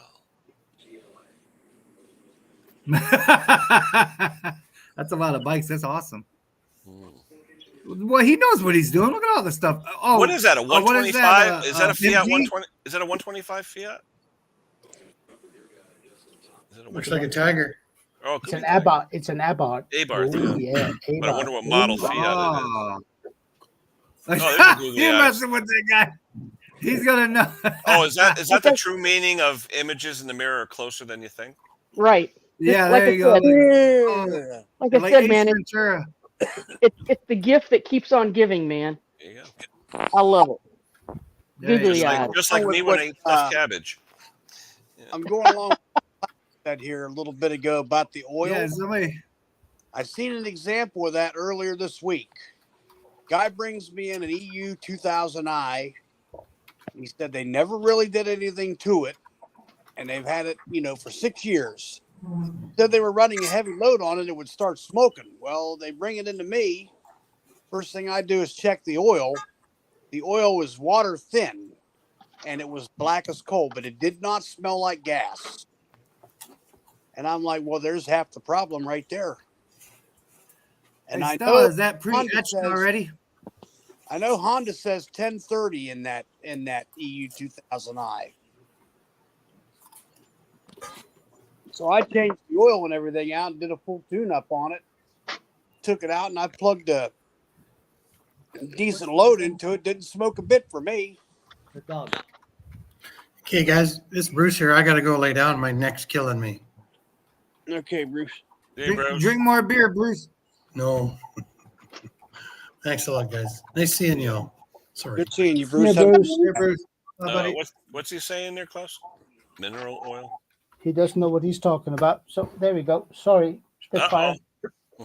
Yeah. Uh-oh, we got to talk to Professor Google. Professor Go, Google. go talk to Professor Google all you want.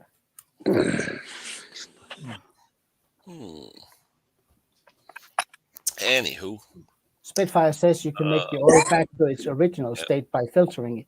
You cannot, because you've had a breakdown of base oil. yeah. All right, I got to go get a cup of tea real quick, so I'll be back in 2 seconds. Brock, you're in charge. Free Uh-oh. t-shirts small. I'll be right back. So these came out pretty good. So all the jets that were in there. Look at that. Yeah.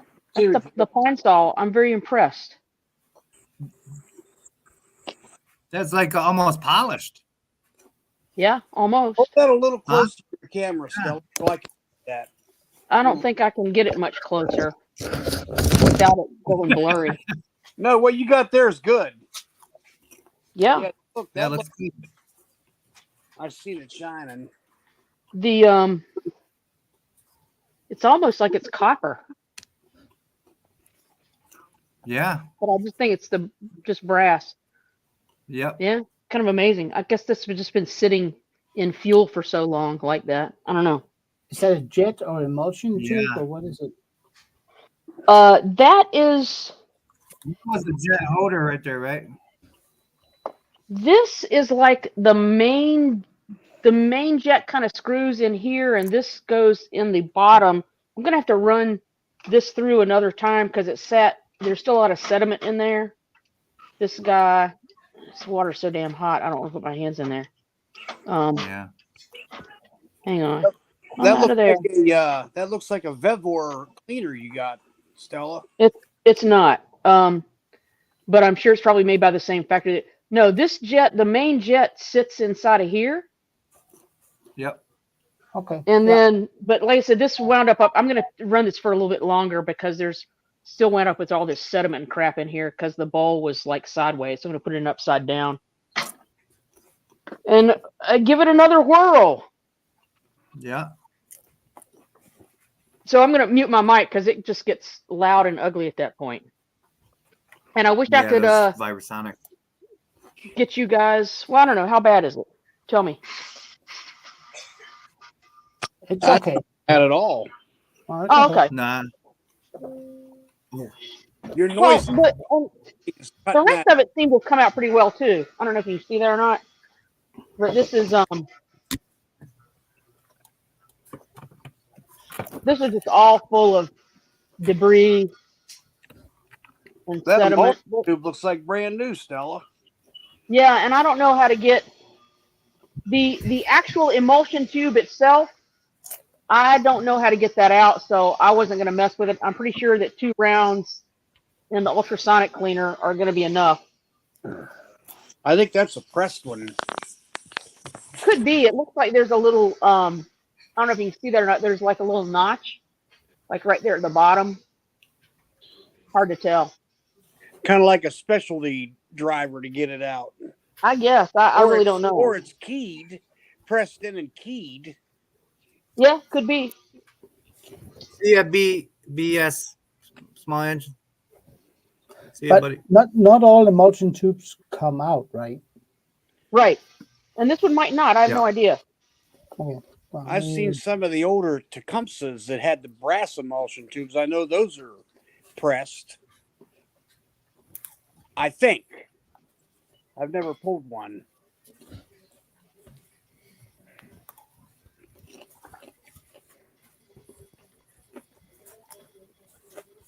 Now, my question for you, Klaus, the ones in a quantum carb, those are pressed, right? Say again? The emulsion tube in a quantum Briggs carburetor, you can't remove them, right? I don't think so, no. Okay, because I got a quantum carb here it's for an auto choke, and no matter what I do, it still wants to run lean. I'm thinking maybe a trip through that cleaner might do it. I don't know. If you haven't, it's definitely worth a try. Yeah. I know I got. I've never gone wrong. I've never gone wrong with ultrasonic something. I got to put a new kit in it anyway. New needle and seed anyway. in the bowl gasket. So I think it might be worth a try. The only thing I do if it's carburetors for small two strokes like weed eaters and chainsaws and stuff, I do what Stella has shown many times, that you have a jar with a solution in that you then put in the water. Yes, and that's what I've done here. But the jars I have are too small for that carb, so but it's just a one-time use. But I'm going to do that. I think for those carburetors it doesn't matter, but for the small ones, the small block carburetors for chainsaws and weed eaters, right? You really don't want water in those passages. Hey, Al's got a good question, guys. Al's got a good question. Well, we got to fix the carburetor first because all it's going to do is just fill back up with gas again. Yeah, but this crankcase had a bunch of gas in the oil, so it's we're going to have to pull this carburetor off and run it through the ultrasonic cleaner, and maybe that'll fix whatever's gone wrong with the needle and seat. I have no idea. Oh yeah. Now, does that particular GX engine also have the Rock? You had a question fuel before. shut off that's part of the carburetor. Have what now?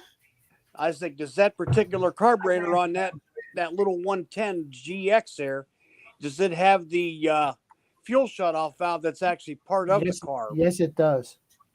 Yes, the fuel shutoff's right there. And like I said, I think probably the best thing to do is pull all this off, and it might just be some dirt and crap inside the carb, you know. Yeah. Because I don't know if I have another needle for this. I have no idea if it's like a needle. I don't know. We'll see what happens. Brock, you had a question before. Plastic needle too, don't they?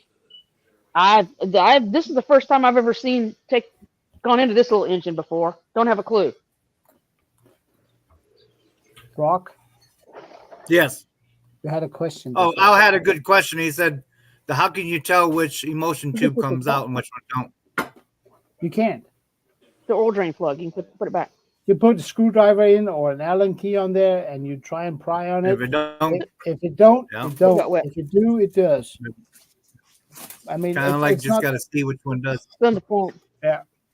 And don't overdo it. There. Is it a pin as well? Let me part real quick. Smallest little Honda I've seen of that style was a 120. I didn't think they made a 110. I guess I go down to a GX 35. Actually. Oh, I've seen those. Those are like on the little. Oh, I seen one not long ago on a Magic Screed. Yep. I bet you that little sucker runs like heck though when it runs good, huh? It's amazing. It's amazing. Yeah, this little guy. No, yeah, we had it running just a few minutes. Well, about an hour ago to warm up the oil so we could drain it out. Get it in. Yeah, Al, simple as that, brother. Yep. Yeah, I like those little motors. I think they're probably one of the quietest motors of that style. Oh yeah. Yeah, it was pretty quiet when we had it running. Yeah. Everybody's still here? I don't hear anything. Hey, Dad. No fights, no nothing. It's all good.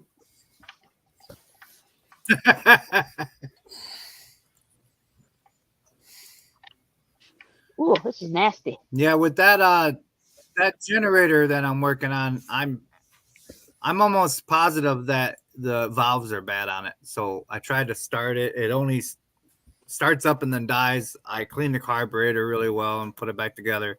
Does the same exact thing. So Wait a minute. Next, I'm going to go after the valves. Did we lose you, William? Is that what it is? Yeah. William says we're out of control. Are we going too fast, William? Sorry, buddy. Sorry, William. I think this is all the tech does. Just a little bit. I have no idea. Hey, Brock, did you do anything more with that Dur, that chipper? No, I'm done. It's on the market. Bye-bye. Yeah. That's a nice little machine. That I there you go, William. I lucked out on that one. Yeah. I'm sorry, Stella. Go ahead. No, I'm sorry. I need to mute my mic. I'm talking to Richard. My mistake. Oh. Yeah. I lucked out on that one, Brett. Right place at the right time for that one. Yeah. And like I said, when I thought Okay. that was a doer, that looks very much like a doer. Oh, is that what happened when I was Yeah. gone? Someone gave away my milling machine? I don't know. Yeah, we gave it to Tommy. That was the answer to the what is it? That's a Yeah, prize. yeah. Tommy got it. What's this here? Why Yeah. don't you tell anyone have a GX25? I've never seen one of those here. I haven't. I think Red Max uses those in some of their trimmers and strimmers. Mick, how good it is. I mean, it's the smallest four-stroke serial production engine. Is that a in the four-stroke? world. The Yeah. GX25, yeah. Oh man. And Husqvarna uses is it a it good on- engine? Well, if you take care of it, it's a pretty good engine. I mean, depends on the application. I mean, I think personally, like the Honda hedge trimmers, the handheld hedge trimmers, they're too heavy. I mean, the engine is too heavy. A two-stroke, or even I can't say battery operated, but that they work better because they're lighter. On a trimmer, with the if you got one of those trimmers with a harness on thing, sweet machine. It lasts longer than Steel's Formix in terms of running hours. We better get the topics going. We're down 10, 12 people. We're down to 43. That's when I started talking about We're losing the patient. Okay. I'm so sorry about that. We're flatlining. But that's the reason I did it. That way, if people want to view it for the first hour, talk tech and things like that, I mean, that's why. How many types of carburetors are there? Oh, are those on the Mantis? The 25? I was just getting ready to ask. The Mantis ran today. They run the GX25. Yes. Oh, okay. I know here a lot of the Mantis 25 have the, no, hold on. Echo engines 25 or 35. I think it's 35. Could be. It's 35. I know they run a lot of the Echo Chorus engines on them here. But it's I've seriously never. Sorry. No. Go ahead, Crown. No. I was saying it's the Mantis. It runs a what's that type of gear called? Kenny, worm gear. Worm gear. That worm requires no power whatsoever. It requires some RPM, but it doesn't. There's a clutch on that too on the Mantis. Oh yeah. Yeah. That has to, otherwise. I've seriously never ran across a bad Honda motor myself. No, so simple. No. I mean, I've had user-induced errors that makes the engine fail, but by itself, no, it's nope. John, go back. You're the kings in my book. Go back and watch the first hour, John. We were pure tech for the first hour. That's the new format. You might enjoy it. I know I did. We're still clinging on to the tech thing. Yeah. They're good. They did have the new GCV 145, 170 that just came out with bad decompression function thingies. Oh, no way.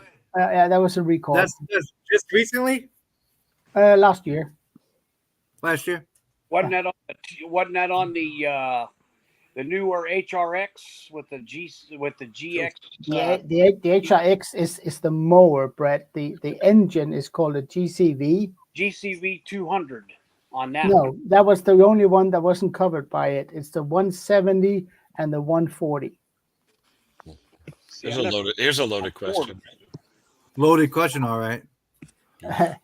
Stephanie, are you?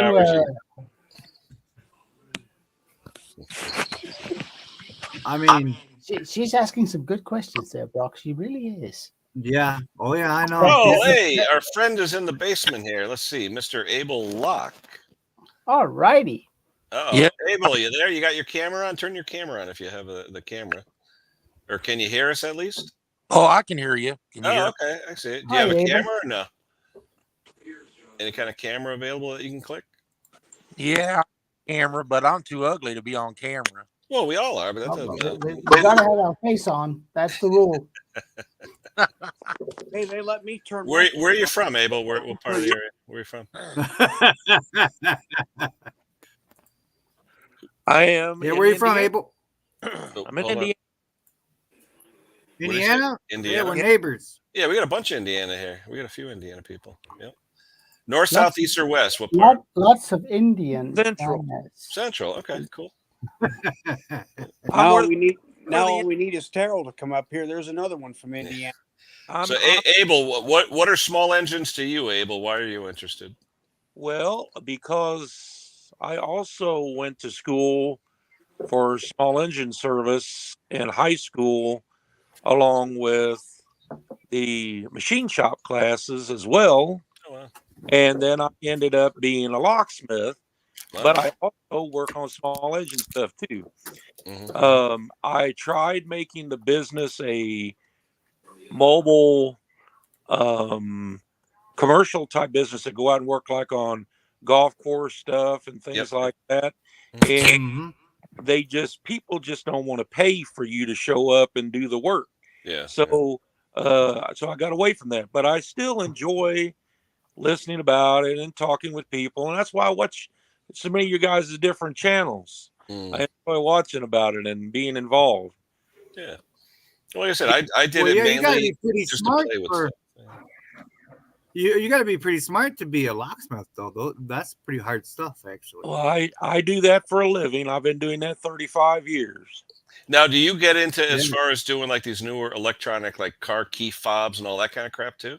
Absolutely. Okay. Because I mean, I see that's where the money is. I had to get a key for my wife's Jeep. It's $350. I'm like, what? Yeah, man. Yeah. Crazy. Oh, I've got some. Yeah, every time I wash my keys, I panic. Yeah. There's some vehicle keys that have those that's upper $600. Oh, I believe it. My wife's Honda, I look at it, and it's heavy too, the fob. And I'm like, what the heck is this? It's like, I don't know if there's all kinds of electronics in it or what, but I can't stand how now a lot of people, they'll leave their key fobs in the car and people just have to hit the doorknob and it opens the door, you know? That's right. So crazy. They steal a lot of cars over here like that, you know? I mean, years ago, you keep your wallet in your car, you didn't care, but nowadays, forget it. As long as the key fob is anywhere near the car, you just hit the door handle. And boom. But my car can tell the difference whether the key is outside the car or inside the car. No, but it's the keys anywhere inside the car. Anywhere inside the car. If you touch that door handle, the door opens. Well, most vehicles that have proximity, if you're if you're on just the outside of the vehicle, it can pick it up because the antenna is in the headliner of the car. Oh, okay. Yeah. Cool. I mean, that interesting. You don't want one of those cars when they're 30 years old. You really don't. But Abel, let me ask you, when it comes to these newer keys and things like that, what type of inventory, if any, do you need to have to work on that kind of thing? Yeah. Well, whatever your area covers. And then people, they say the same things, I'm sure, that they do to you guys. You mean you don't have that in stock? Yeah. You don't have it?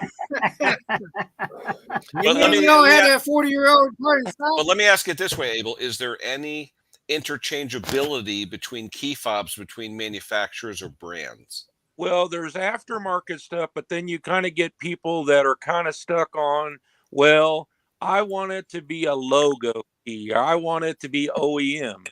Well, hey, if you OEM, we can make that happen. But the aftermarket sometimes is just as good. It just for the name. Now is the programming for these keys generic, or you do need brand specific programming software for every single brand that's out there? They're just said every single vehicle is all different. Wow. So you got to invest pretty much in software and stuff like that, right? Oh yeah, I got one tool that's over $30,000 worth of. Now, is that a subscription service where you just have to maintain it? Yes. Yeah. Crimey, that's a lot of money. I at first out the door, and then it becomes subscription after that. Yeah. Interesting. Oh, Bill has a funny comment. People were talking about that, I guess, with Steve's Small Engine Saloon's last video, the difference between a motor and an engine. Oh, yeah. Hey, Noel. How you doing? Hey, Noel, what's up, brother? Yeah. I know. I was always told motors or electric engines are, gasoline or fuel powered. So I didn't know it was on there the whole time. yeah, there's no such thing as an electrical engine. A motor is electrical, and an engine is fed by fuel. So Well, electricity is fuel, isn't it? now it's an In a electromotive way. force. Here we go with the Ohm's law. Oh yeah. E equals IR. Yeah, there you go. I'm Hey, starting I to got smoke. it drilled into my head in 7th grade, and I'll never Oh yeah. forget it. I had a one-armed teacher, Mr. Soltzman. We called him the one-armed bandit. He had one arm, got it shot off in World Shop War teacher? II. He was my electronics teacher, but he got it shot off. He was a tank operator, and he got hit by a mortar shell, and it took off his left arm. So we called him the right. He actually went. He lifted the tank, the top of the tank, where the turret is. He lifted the door, looked up, and a howitzer or something took off his left arm. Jeez. Wow. Yeah. So nice guy though. Yeah, I have a shop teacher that only had 3 fingers. Well, when I started working in manufacturing at a place called He's Lacey like, in "First Bridgeport, you gotta see the safety." three-quarters I'll- of the people in the machine shop had 5 beers. one less or more digits. Yeah. Well, remember when I started in manufacturing, they were still using overhead leather belts to power some of the equipment.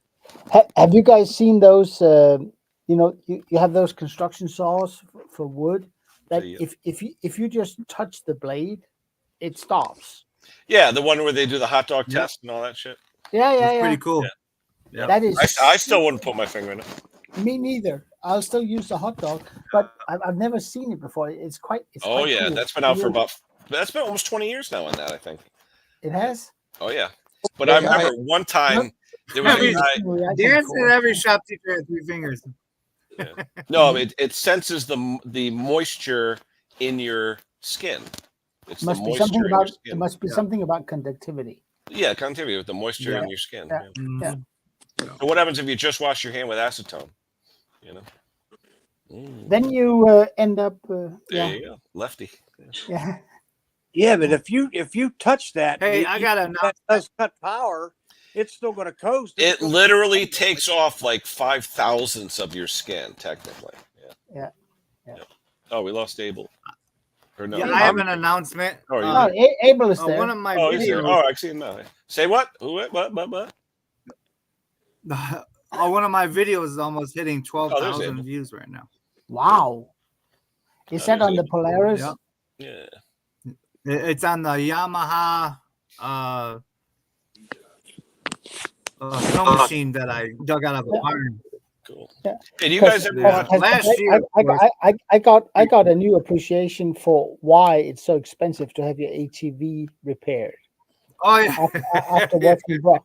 No, you want to watch a good channel like that. Nothing against Brock, but there's a guy out there named 2 Vintage. Oh my god. Oh yeah, he's that good. kid is something else, man. He is good. He is. Yeah. But I mean, just to get the engine out, it's like I'm used to 3 or 4 bolts, depending on the size of the machine. And there you go. Yeah. I appreciate that, Klaus. Thanks, brother. Yeah. It's It was a bear, but you know. And then the engine is a little more complicated than just the old Quantum. Yeah, just a little bit. Yeah. It's a motorcycle engine, isn't it? I mean, yeah. Hey, TG, just to your point, TGM, to your point, electric motor, hydraulic motor, the energy is an external source where the combustion engine uses fuel to power it versus a hydraulic or electric, which needs an external source of power. It doesn't burn fuel to create its motion. Come here, kitty. Oh, we lost Abel. Oh, Abel, come on back. He's unable? What? What goes bad in a carb? What doesn't go bad in a carb? The fuel. The fuel, Stephanie. Yes. No, the fuel, any rubber components break down, all kinds of stuff. Gaskets, everything. What goes bad in a carb? Yeah. How long I work at Lacey? Pat, I was at Lacey from 1983, technically in the Bridgeport plant till 1992. And then I moved to their Shelton plant they were releasing out there until 1995. So 12 years. Wow. Now they got bought by a company called Pep, and they got sold again. So it was Lacey, then it was Pep Lacey. Now it's, I think, just Pep, Precision Engineered Products, which is mostly medical products right now. When I was there, I designed linear motion bearings for the Barden Bearing Corporation. Hmm. Yeah. Hey guys, he says hi. Uh-oh. Hi. You gotta comb that guy. Give him a comb. He looks nice. He looks nice, Brett. That's a nice looking You know, cat. as much as he's been showing up, I think Charlie needs to get his own YouTube channel, maybe, huh? Yeah. There you go. I'm telling you, Brett, cat videos are the shits. I know. I mean, I've got a whole crap ton of it. Have you guys my ever God. seen this one? It's short. It's this Jack Russell. He's getting ready to walk down the steps, and there's a black and white cat coming up. And the dog walks up and he's sniffing at the cat. And there's a voiceover, and it's Tony Baker doing the voiceover. You hear, "Did you fall asleep in your kitty litter? You probably need to take a bath." Cat slaps him across the face. Cat slaps him across the face, and he's like, "No, you didn't. I know you." Next thing you know, the dog goes up. There's so much of that. And as soon as I stop running, you're going to be in so much trouble. Oh, I can't believe you smacked me like that. The cat's looking at the dog like, "What's your issue?" Yeah. That one never gets old. I have a four-legged. Every morning he looks at me when he wants to get fed. He looks at me, and you can just say that if you weren't that big and if you didn't know where the food is, I would kill you and eat you. and he. I just had to buy dog food. It was $70. Yeah, Jesus, that stuff has just gone so expensive. It's unbelievable. Is it a cat or a dog? Doesn't matter. It's still expensive. Dog. Yeah. Cat food, same thing. It just went up like 40% in price. It's just not even funny. I just paid the other day. I had to get wet food for Charlie. It was a thing of the Meow Mix, the little cups, the little, looks like a fruit cup container. It was a box of 12, and it was $10. Yeah, that's just crazy. Yeah. Because it's leftover scraps, right? Yeah, Charlie doesn't know the difference. He just meows for it. I put it down. He eats it. We're done. He just want those protein and fat, Well, he wants that medicine too, because I gotta use that when I give him his medicine. Otherwise, he won't take it. Yeah, So they know that medicine, man. Yeah, we had a cat and it moved away when our daughter moved out. Huh. It was like he's packing his bags too. He's just out of here. He left. Yeah. Yep, he's Well, out. cats have their own way of doing things, and my granddad always said that God created a cat so man can touch a tiger without getting killed. There you go. I'll tell you what, I miss my other cat that I lost here right after Thanksgiving. I do, but oh well. I had her 12 years, and I thank God every day for the 12 good years I had with her. Yeah, 12 years is a long time for a cat. Well, that one you just saw here, he's going to be 17 this year. 17? 17. Ooh. Charlie will be 17 this year. Yeah. Our last one. He was 4 months old. Back. Yeah. Hello again, Abel. Welcome back. Yeah, for some reason they kicked me out. Yeah, it's Kenny. He does that. He's just such a pain. Oh, there, I could see him now. Lower. How you doing, Abel? Not a very nice guy. No, I had to put ours down. He was 15 years old, and it was my job to take him to the vet to have him put down.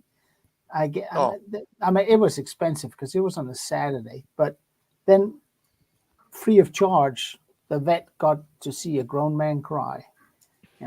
My vet got to see a grown man too, because I took Minnie, that was the other cat. I took her in the Monday right after Thanksgiving because I couldn't get her in. Well, pets are like your children, There was no They are. But I took her in, pets and are like your children. I knew what was going to happen, and I said to the vet when I made the appointment, I said, I hate to say it, but I think that it's not looking good for her. And they said, well, bring her in. We'll take a look. And I put her in. I normally have to fuss with her to get her in the carrier. I could literally pick her up. I slipped her right in there. Yeah. Carried her out to the meowed one time. And then when I got her into the vet, they pulled her out of the character and the vet says, well, let me take a look. She come back and she says, this cat is extremely dehydrated and I'm suspecting kidney failure. And we could do a water treatment, but at this stage it doesn't look good. And I said, well, I'm thinking about euthanasia. And they said at this stage it was actually a good option. And normally I'm not somebody that gets emotional. Not that day. Yeah. No, Oh yeah, God, yeah, I cried for 3 yeah. days about that. That hurts. It hurts. Oh yes. It was so funny. But when we had our last cat put down, that I mean, I got home, like no more cats. This is just ridiculous. Blah blah blah blah blah. Too much money. Blah blah blah. Put all the stuff away. This was on a Saturday. On the Thursday, I was up at our local nursery buying plants for the yard, and they just had a litter, which was running around. And there was another ginger, and said, "Hey, these are nice." And the guy that owns the business, "You want one?" I said, "No, no." Yeah. Oh, okay, That's all okay. it And then he takes. moved on. I bought my plants, and I went home and I talked to my other half and said, "You got a nursery." We went, and 60 seconds after coming in, we had a cat and a kitten, and she gave me a hard time. Said, "I thought we weren't supposed to have another cat." Yeah, but yeah. Klaus, it works like this. You don't have a cat. The cat actually has you. Exactly. They find you. Exactly. Hey guys, Exactly. I'm gonna end the regular stream right here for everybody because it's been over 2 hours. Yeah, You guys that are here, Abel, the way it works, Okay. if you're in the chat now or on stream like you are with us, when this screen goes gray, that upper left-hand box, when that red turns to gray, you here, including myself or whoever's here, can still chat for as long as you want. I can't moderate if I leave. So, but you guys can still chat and no one can see you or talk to you except for the people that are in this chat. All right. Yeah. So when I end it, guys, I'm going to end it. Thanks to everybody, especially in the chat. I think it worked out well. What do you guys think about the new format? Like, dislike? Good stuff. Good stuff, think Kenny. so. Good Yeah, stuff. I think we got a lot of good questions answered. And Kenny, you can even add stuff on if you think of Yeah, something. yeah. But next week we're definitely going to have some what is it and things like that, so we can add to stuff like that. But thank you to everybody. And next week, like I said, we'll try and make it better. Right. We'll do some what is it and stuff like that. But anyone here in the chat right now, these 5 will still be here when that red light turns green. So everybody out in the chat land there, thanks for joining. Everybody that's watching on the replay, thanks for viewing. Hit the like and subscribe. I appreciate it. We'll see you next week, everybody. Tommy. Yep.